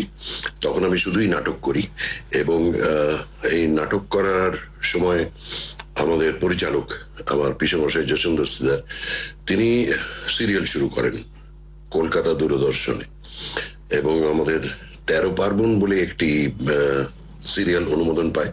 এইটাতে মুখ্য চরিত্রে অর্থাৎ গোরার চরিত্রে তোমাকে সিলেক্ট করা হয়েছে। আরে মোক্ষদানা, তুমি দেখছি একদম বদলাও। কেমন আছো? ভালো তো? ভালো। তুমি? খুব ভালো। মুখদা, ছোটবাবুর জিনিসগুলো ওর ঘরে রেখে এসো তো। রেসপন্স খুবই ভালো হয়েছিল, লোকের ভীষণ ভালো লেগেছিল। তো আমি তো খুব আশ্চর্য হয়ে গিয়েছিলাম, কারণ আমি নিজেকে একজন হিরো হিসেবে কোনোদিনই দেখতাম না, কিন্তু লোকের ভালো লাগা, লোকের ভালোবাসা পেয়ে আমি শেষ পর্যন্ত একজন অভিনেতা হয়ে গেলাম। আমাদের মুগ্ধ করেছে সেই 13টা পর্ব জুড়ে বিভিন্ন চরিত্ররা, যারা কিভাবে যেন আমাদের ঘরের মানুষ হয়ে উঠেছিল। বৌদি, তুমি কিন্তু খুব বদলে গেছো। দেখো না কত জিনিস এনেছো। বসো।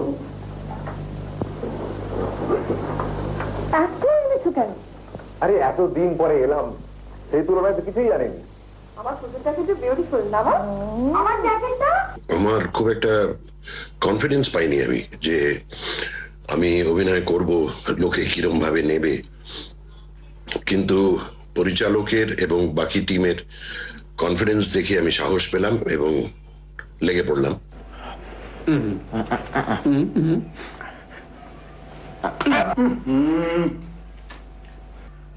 আমাদের দেশে মশাই এসব ক্রিম পাউডার কা বালাই নেই, সির্ফ বেসন আর হলুদ বাটা রেডি তেল দিয়ে আচ্ছা সে ফেটিয়ে না। দূর মশাই, ওসব ফেটিয়ে ফুটিয়ে এখানে চলে না। চাণক্য শ্লোক পড়েননি মশাই? হ্যাঁ, দূরদর্শনের কাছে আমি কৃতজ্ঞ। কৃতজ্ঞ এই কারণে, আজকে আমি যেখানে এসেছি অভিনেতা হিসেবে, তার পেছনে দূরদর্শনের একটা অবদান আছে। বিবাহ অভিযান।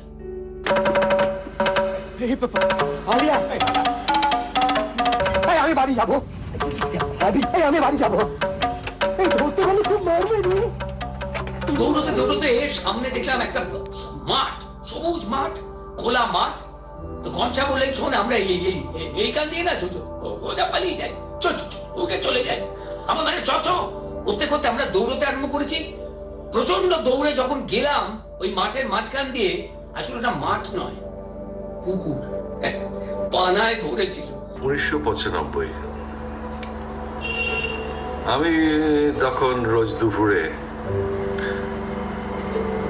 ন্যাশনাল নেটওয়ার্কের একটা সিরিয়াল দেখতাম, শান্তি। আর আমার মনের মধ্যে রোজ প্রশ্ন জাগতো, একটা উৎকণ্ঠা, আমরা কি কলকাতায় এটা বাংলায় করতে পারি না? একটা ডেইলি শো, মা থাকবে প্রত্যেকের বাড়িতে 3 মাস করে, এবং তাদের বাড়ির প্রত্যেকের বাড়ির ভেতরের কাহিনী, তাদের দুঃখবোধ, তাদের আনন্দ, সুখ, দুঃখ, সমস্ত কিছু বেরিয়ে আসবে এই গল্পের মধ্যে দিয়ে। নাম হবে জননী।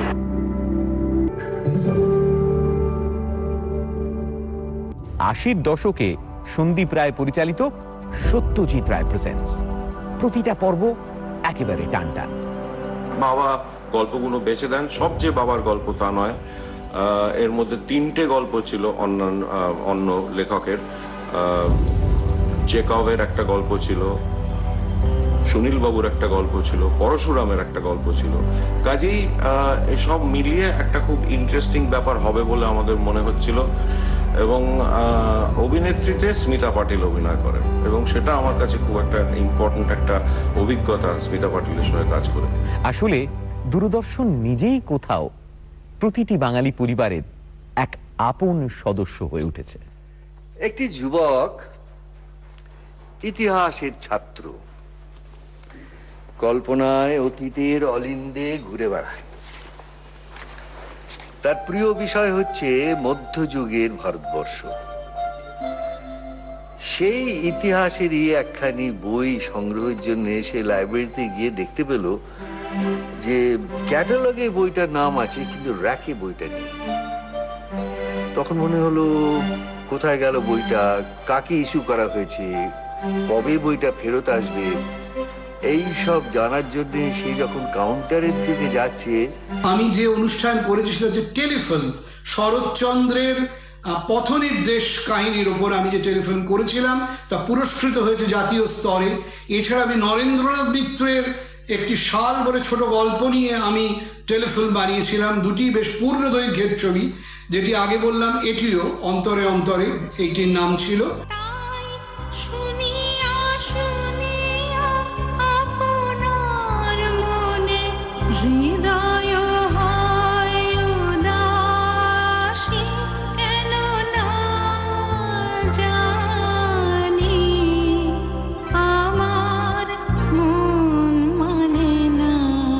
কিন্তু এতক্ষণ ধরে বিভিন্ন অনুষ্ঠানে যাদের কথা বলছি তারা সবাই ক্যামেরার সামনের মানুষ, কিন্তু নেপথ্যে থেকে যারা তাদের হার্দিক পরিশ্রম দিয়ে প্রতিটা অনুষ্ঠানকে অসামান্য করে তুলেছেন, কখনো পরিচালনায়, কখনো সম্পাদনায়, কখনো চিত্রনাট্যে, নানাভাবে যারা সমৃদ্ধ করেছেন এই অনুষ্ঠানকে, তাদের কথা যদি না বলা হয় তাহলে বোধহয় এই ইতিহাস চারণ অসম্পূর্ণই থেকে যাবে।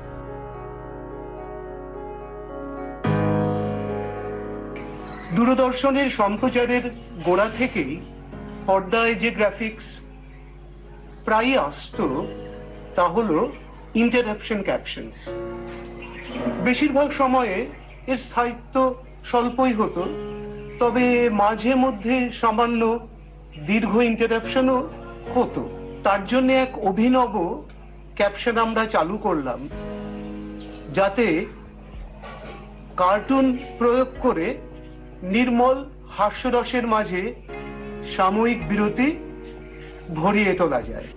এইরকম কার্টুন সমৃদ্ধ ক্যাপশনসগুলি হচ্ছে: নর্মাল সার্ভিস উইল বি রিজিউমড সুন, অনুষ্ঠান প্রচারে বিঘ্ন ঘটায় দুঃখিত, পরবর্তী অনুষ্ঠান একটু পরেই, ইত্যাদি ইত্যাদি।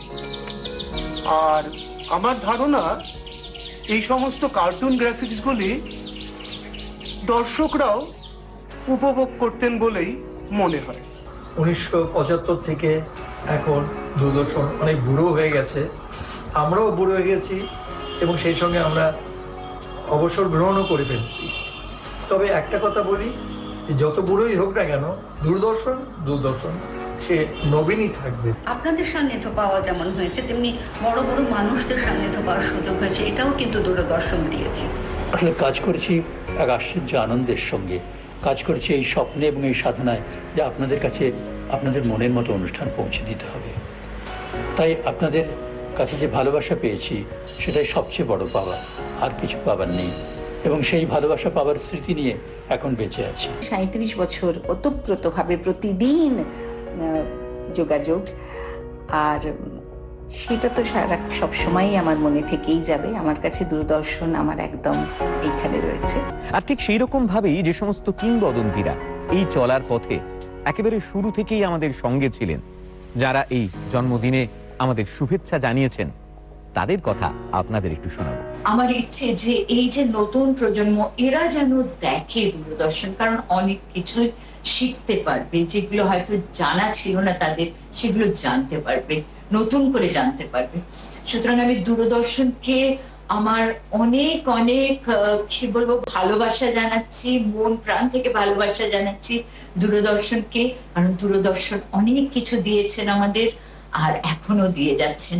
আমি দূরদর্শনের সব দিক দিয়ে মঙ্গল কামনা করছি।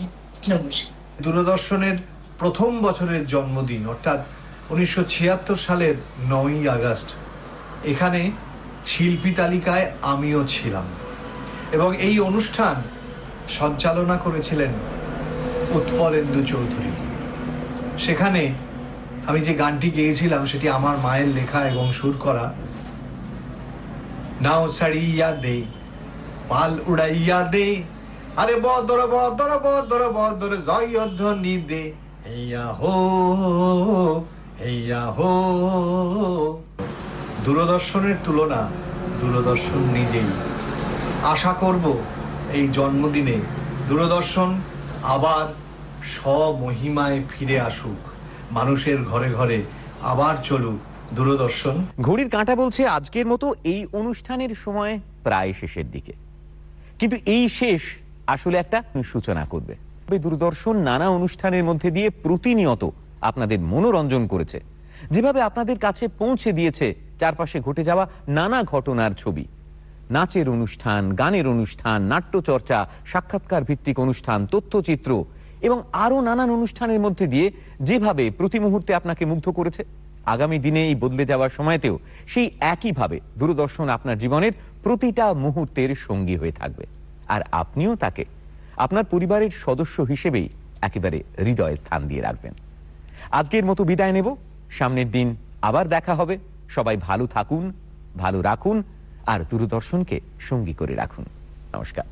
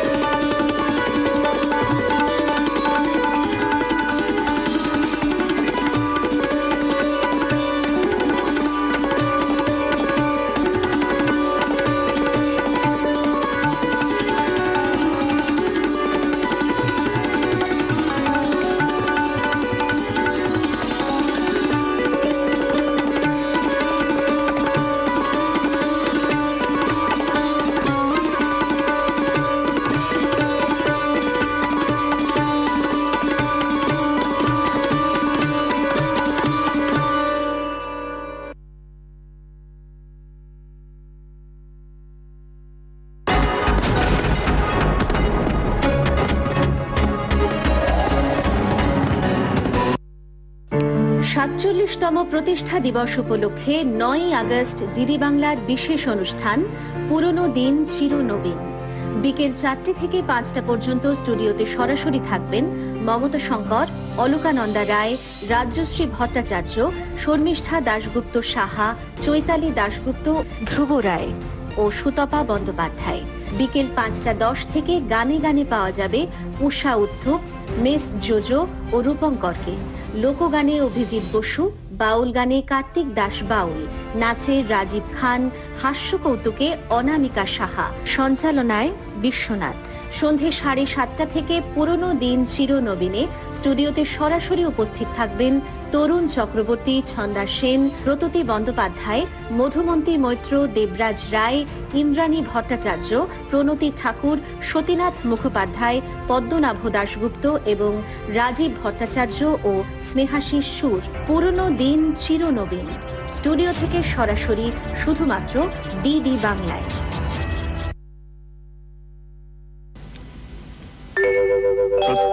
প্রথম গান আরম্ভ করছি, মুছে যাওয়া দিনগুলি।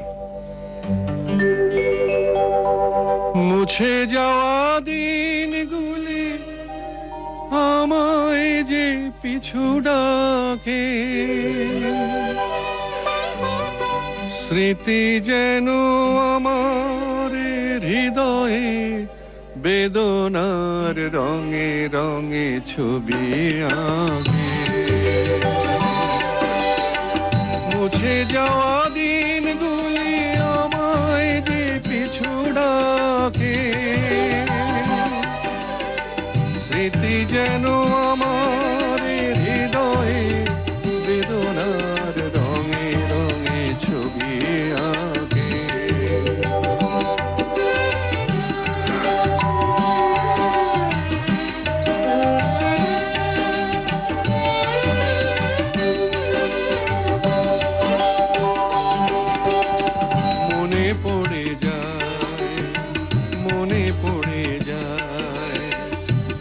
পড়ে যায় সেই প্রথম দেখার স্মৃতি, মনে পড়ে যায় সেই হৃদয় দেবার তিথি, দুজনার দুটি পথ মিশে গেল এক হয়ে নতুন পথের বাঁকে। মুছে যাওয়া দিনগুলি আমায় যে পিছু ডাকে, স্মৃতি যেন আমার হৃদয়ে বেদনার রঙে রঙে ছবি আঁকে।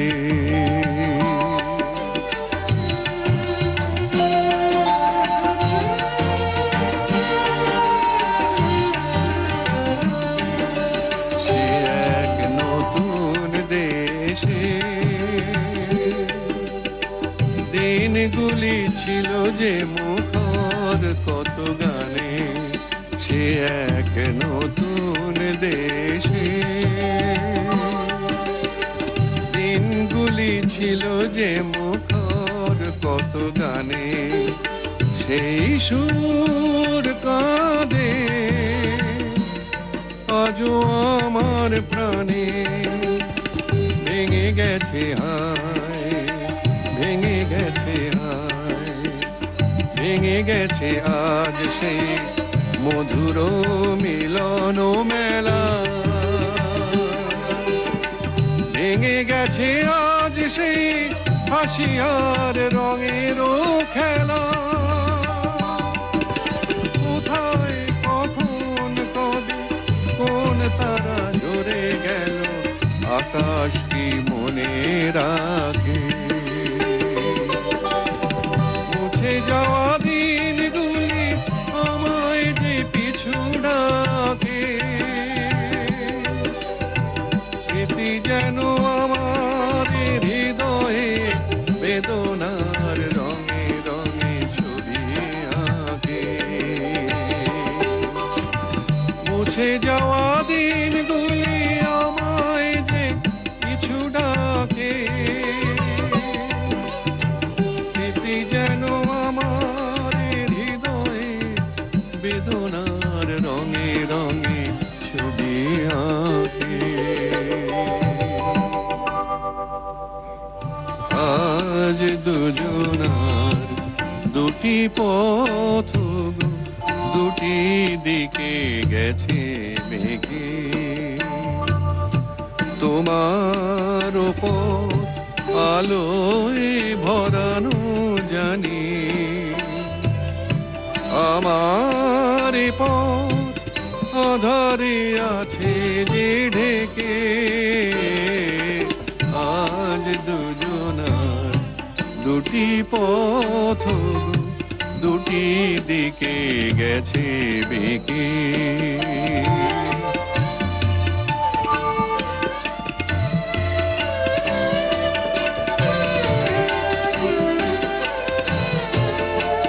সেই শপথের মালা খুলে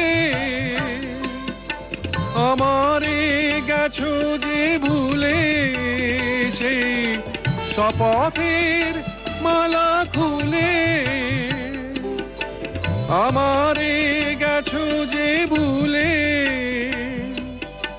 তোমারে তবু দেখি বারে বারে আজ শুধু দূরে থেকে। আমার পথ আধারে আছে যে ঢেকে। আজ দুজনার দুটি পথ দুটি দিকে গেছে বেঁকে।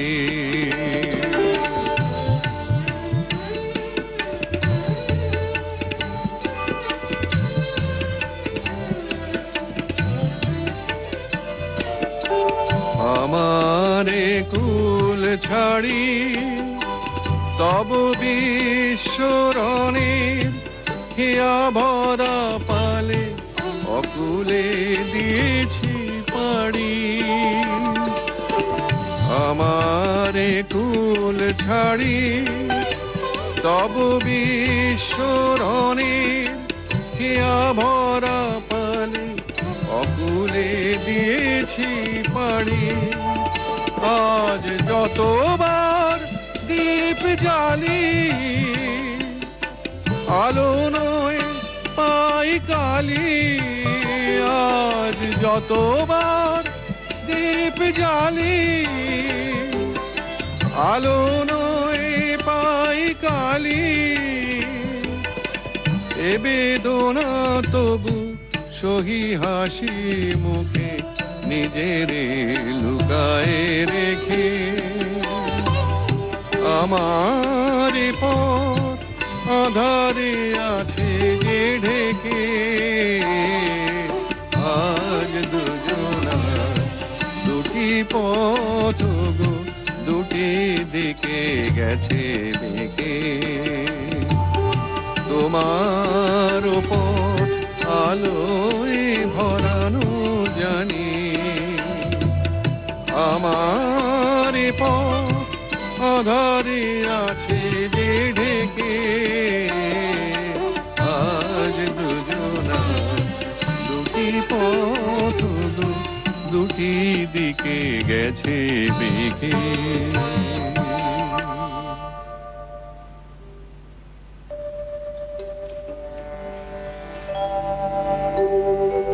দুরন্ত ঘূর্ণির এই লেগেছে পাক। এই দুনিয়া ঘুরে বন বন বন বন ছন্দে ছন্দে কত রং বদলায় রং বদলায়। দুরন্ত ঘূর্ণির এই লেগেছে পাক। এই দুনিয়া ঘুরে বন বন বন বন ছন্দে ছন্দে কত রং বদলায় রং বদলায়।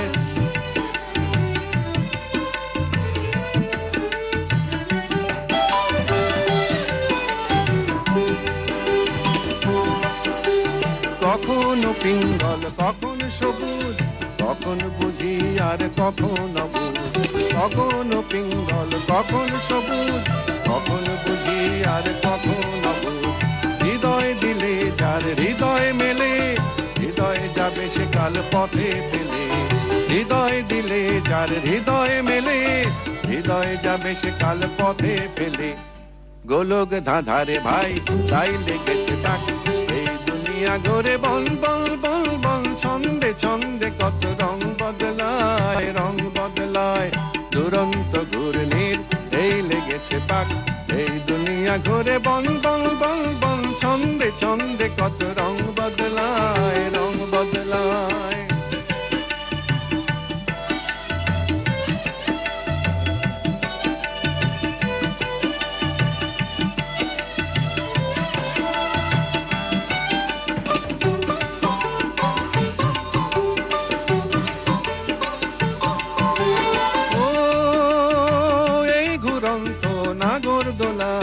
কখন কাঁদায় আর কখন কাঁদায়। ও এই ঘুরন্ত নাগর দোলায় কখন কাঁদায় আর কখন ভোলায়। কখন সাদা আর কখন কালো, কখন মন্দ যে কখন ভালো। কখন সাদা আর কখন কালো, কখন মন্দ যে কখন ভালো। জীবন জুয়ায় বীর জিতে গেলে, ওকার হদ্দ যদি হেরে গেলে। জীবন জুয়ায় বীর জিতে গেলে, ওকার হদ্দ যদি হেরে গেলে। কপাল মন্দ আজ চালছে চিংপাক। এই দুনিয়া ঘুরে বন বন বন বন ছন্দে ছন্দে কত রং বদলায় রং বদলায়। দুরন্ত ঘূর্ণির এই লেগেছে পাক। এই দুনিয়া ঘুরে বন বন বন বন ছন্দে ছন্দে কত রং বদলায় রং বদলায় রং বদলায় রং বদলায় রং বদলায় রং বদলায়।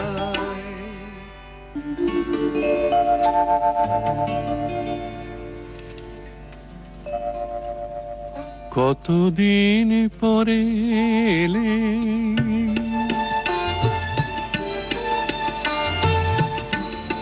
কতদিন পরে এলে, একটু বসো। কতদিন পরে এলে, একটু বসো, তোমায় অনেক কথা বলার ছিল, যদি শোনো।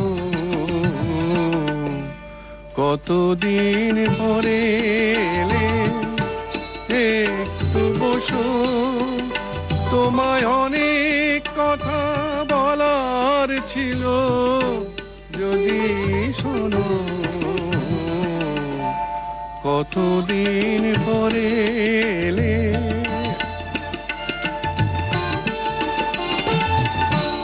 আকাশে বৃষ্টি আসুক, গাছেরা উঠুক কেঁপে ঝড়ে,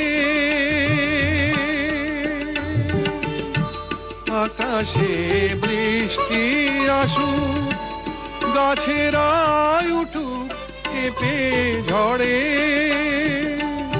সেই ঝড় একটু উঠুক তোমার মনের ঘরে। বহুদিন এমন কথা বলার ছুটি পাইনি যেন, কতদিন পরে এলে, একটু বসো, তোমায় অনেক কথা বলার ছিল, যদি শোনো। কতদিন পরে এলে।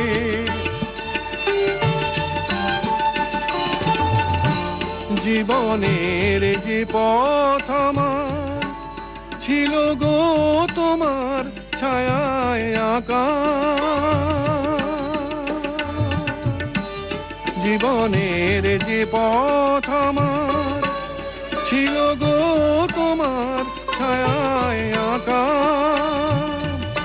সেই পথ তেমনি আছে সবুজ ঘাসে ঢাকা। চেনা গান বাজলো যদি বেজে আবার, থামবে কেন? কতদিন পরে এলে, একটু বসো, তোমায় অনেক কথা বলার ছিল, যদি শোনো। কতদিন পরে এলে।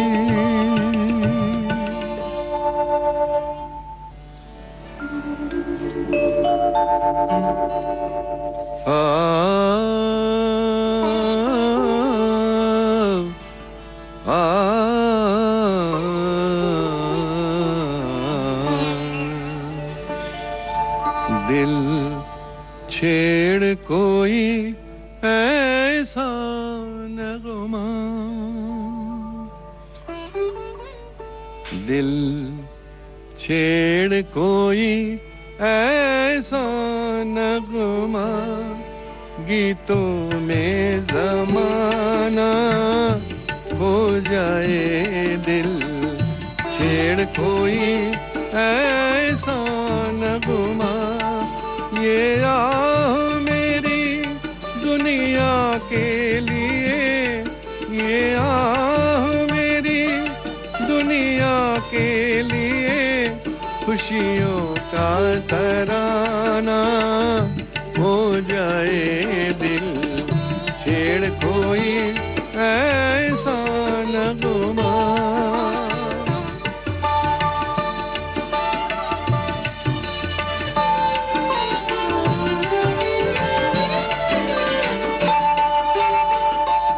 आवाज मेरे टूटे दिल की, आवाज मेरे टूटे दिल की, दुनिया के दिलों को तड़पा दे। पत्थर का जिगर भी सुन के जिसे, पत्थर का जिगर भी सुन के जिसे, एक बार तो पानी हो जाए। दिल छेड़ कोई ऐसा नगमा, गीतों में जमाना हो जाए। दिल छेड़ कोई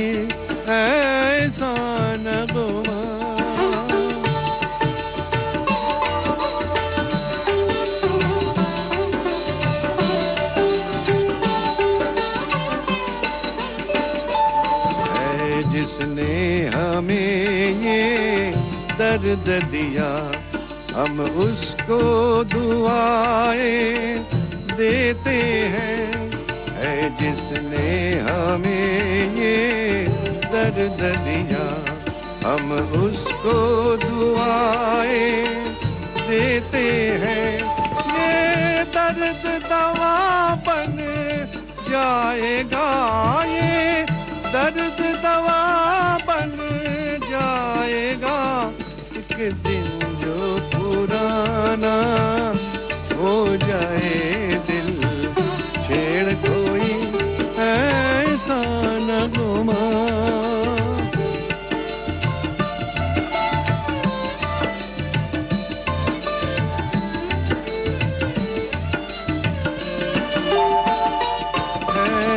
तुझको कसम ऐ दिल की जलन है, तुझको कसम ऐ दिल की जलन, आंखों में नासू आ जाए, ऐसा ना हो तेरे रोने से, ऐसा ना हो तेरे रोने से, महफिल में तमाशा हो जाए दिल, छेड़ कोई ऐसा न घुमा, गीतों में जमाना हो जाए दिल, छेड़ कोई ऐसा न घुमा। ये आह मेरी दुनिया के लिए, ये आह मेरी दुनिया के लिए, खुशियों का तराना हो जाए दिल, छेड़ कोई ऐसा न घुमा, गीतों में जमाना हो जाए दिल, छेड़ कोई ऐसा न घुमा।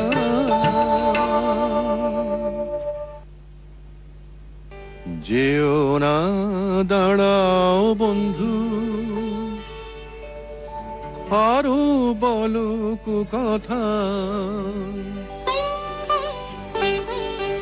হংস পাখায় পাক লাগে কি, সরস্বতীর আসন যেথা। যেও না দাঁড়াও বন্ধু, আরো বলো কথা, হংস পাখায় পাক লাগে কি, সরস্বতীর আসন যেথা। যেও না দাঁড়াও বন্ধু,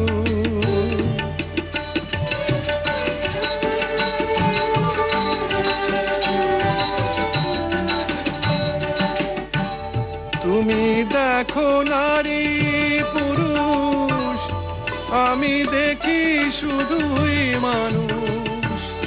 তুমি দেখো নারী পুরুষ, আমি দেখি শুধুই মানুষ। ভালোবাসার ভুবন গড়ে সুখী আমার এই বিধাতা। যেও না দাঁড়াও বন্ধু, আরো বলো কথা, হংস পাখায় পাক লাগে কি, সরস্বতীর আসন যেথা। যেও না দাঁড়াও বন্ধু,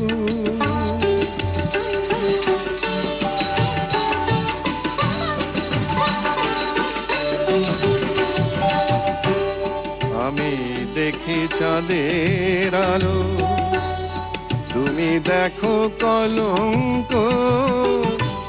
খোলা আকাশ ঘর যে আমার মাটি, সুখের পালঙ্ক। আমি দেখি চাঁদের আলো, তুমি দেখো কলঙ্ক। খোলা আকাশ ঘর যে আমার মাটি, সুখের পালঙ্ক। বিনা পানির চরণ ছুঁয়ে আমি আছি বিভোর হয়ে। বিনা পানির চরণ ছুঁয়ে আমি আছি বিভোর হয়ে, হৃদয় আমার গান বেঁধে যায়, হৃদয় দিয়ে শোনো তা, যেও না দাঁড়াও বন্ধু আরো বলো কথা, অংশ পাখায় পাক লাগে কি সরস্বতীর আসন লেখা, যেও না দাঁড়াও বন্ধু बस ये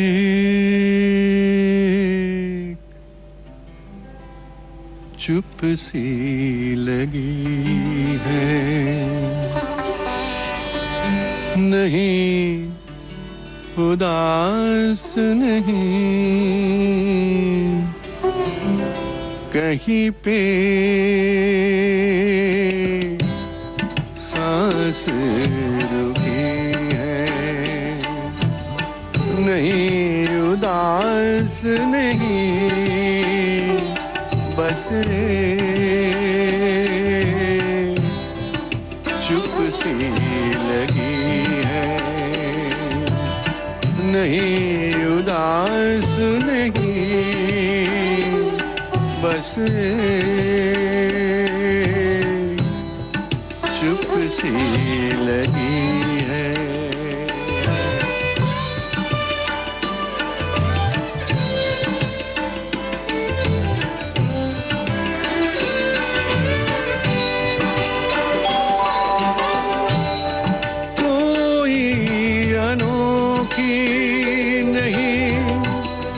ऐसी जिंदगी लेकिन खूब ना हो, कोई अनोखी नहीं, ऐसी जिंदगी लेकिन खूब ना हो, मिली जो खूब मिली है, नहीं उदास नहीं, बस चुप सी लगी है।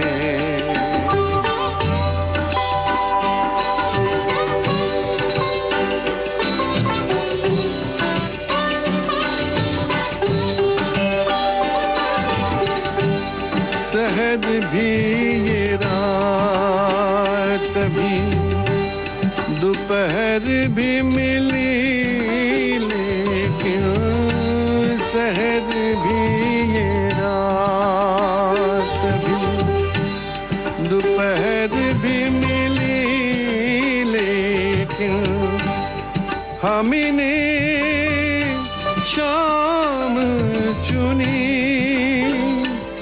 हमने शाम चुनी है, नहीं उदास नहीं, बस चुप सी लगी है।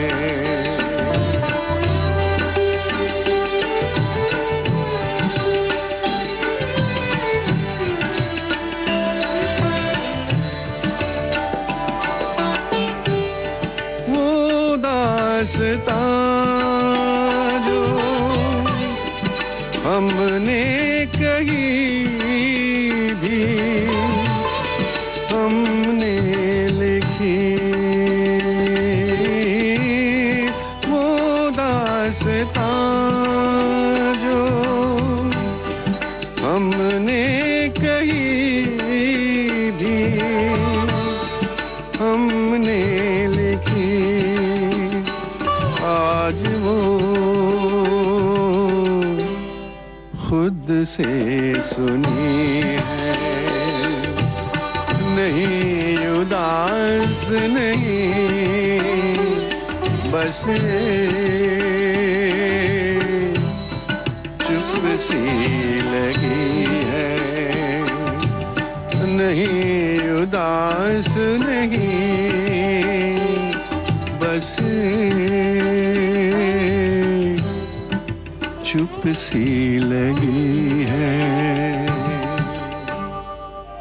পৃথিবীর গান আকাশ কি মনে রাখে, পৃথিবীর গান আকাশ কি মনে রাখে। নীরব সুরের রাম ধনু শুধু দিগন্তে ছবি আঁকে, পৃথিবীর গান আকাশ কি মনে রাখে।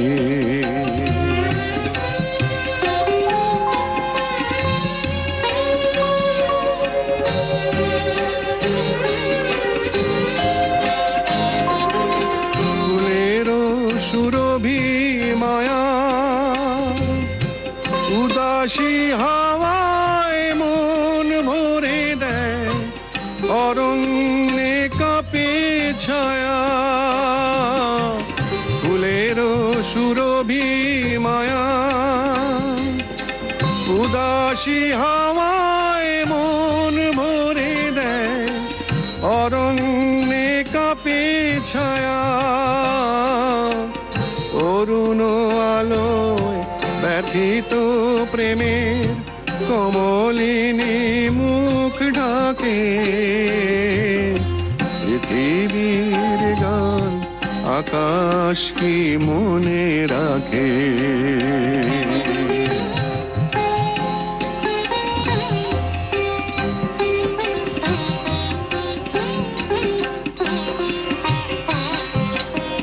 ওগো প্রেম তুমি স্বপনের মায়া মৃগ, আজও বন পথে মায়া হরিণী ঠিকানা পেলে না কি গো। ওগো প্রেম তুমি স্বপনের মায়া মৃগ, আজও বন পথে মায়া হরিণীর ঠিকানা পেলে না কি গো। ফিরে এসো তবু গানে আকাশ কাঁপানো বাতাস কাঁপানো সুরভিত অভিমানে। ফিরে এসো তবু গানে আকাশ কাঁপানো বাতাস কাঁপানো সুরভিত অভিমানে। মন যে ছিল না একই পরিহাস, মন দিতে যাওয়া তাকে, পৃথিবীর গান আকাশ কি মনে রাখে। নীরব সুরের রাম ধনু শুধু দিগন্তে ছবি আঁকে, পৃথিবীর গান আকাশ কি মনে রাখে।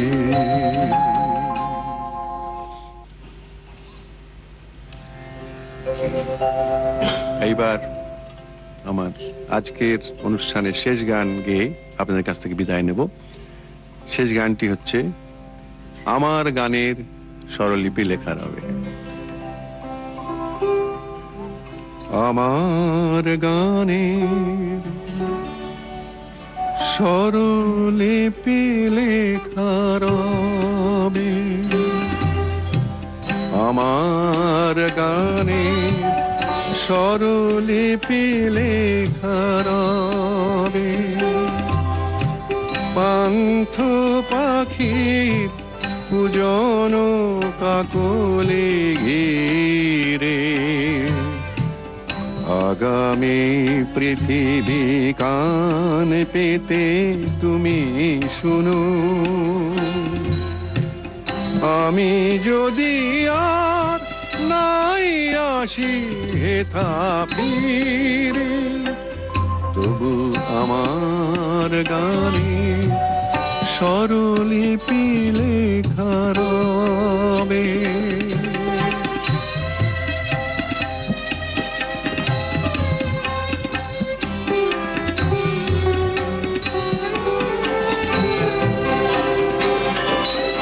বসতের ছায়ে মাঠের প্রান্তে দূরে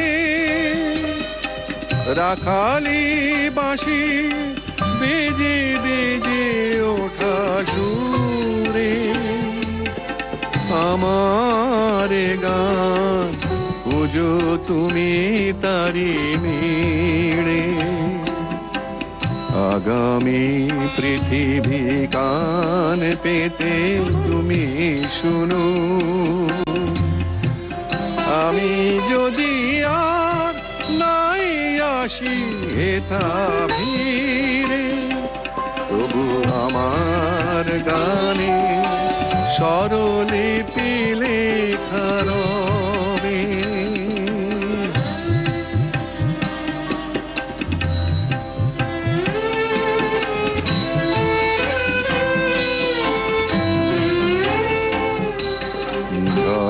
পাতাদের মর মর ধ্বনি মাঝে কান পেতে শুনো অশ্রুত সুরে মোরে গান বাজে।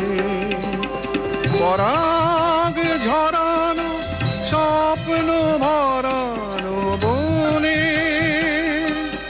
ভ্রমর যেথায় সুর তোলে মনে মনে, আমার গান বুঝো তুমি তারি মিড়ে। আগামী পৃথিবী গান পেতে তুমি শুনো,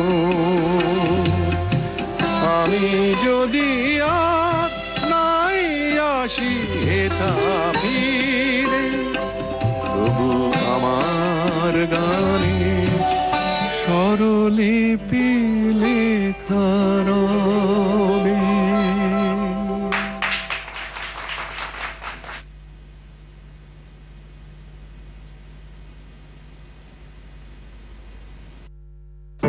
সাতচল্লিশতম প্রতিষ্ঠা দিবস উপলক্ষে 9ই আগস্ট ডিডি বাংলার বিশেষ অনুষ্ঠান পুরনো দিন চিরনবীন। বিকেল 4টে থেকে 5টা পর্যন্ত স্টুডিওতে সরাসরি থাকবেন মমতা শঙ্কর, অলকানন্দা রায়, রাজ্যশ্রী ভট্টাচার্য, শর্মিষ্ঠা দাশগুপ্ত সাহা, চৈতালি দাশগুপ্ত, ধ্রুব রায় ও সুতপা বন্দ্যোপাধ্যায়। বিকেল 5টা 10 থেকে গানে গানে পাওয়া যাবে উষা উত্থুপ, মিস জোজো ও রূপঙ্করকে। লোকগানে অভিজিৎ বসু, বাউল গানে কার্তিক দাস বাউল, নাচে রাজীব খান, হাস্য কৌতুকে অনামিকা সাহা, সঞ্চালনায় বিশ্বনাথ। সন্ধে 7:30 থেকে পুরনো দিন চিরনবীনে স্টুডিওতে সরাসরি উপস্থিত থাকবেন তরুণ চক্রবর্তী, ছন্দা সেন, প্রততি বন্দ্যোপাধ্যায়, মধুমন্তী মৈত্র, দেবরাজ রায়, ইন্দ্রাণী ভট্টাচার্য, প্রণতি ঠাকুর, সতীনাথ মুখোপাধ্যায়, পদ্মনাভ দাশগুপ্ত এবং রাজীব ভট্টাচার্য ও স্নেহাশিস সুর। পুরনো দিন চিরনবীন স্টুডিও থেকে সরাসরি শুধুমাত্র ডিডি বাংলায়।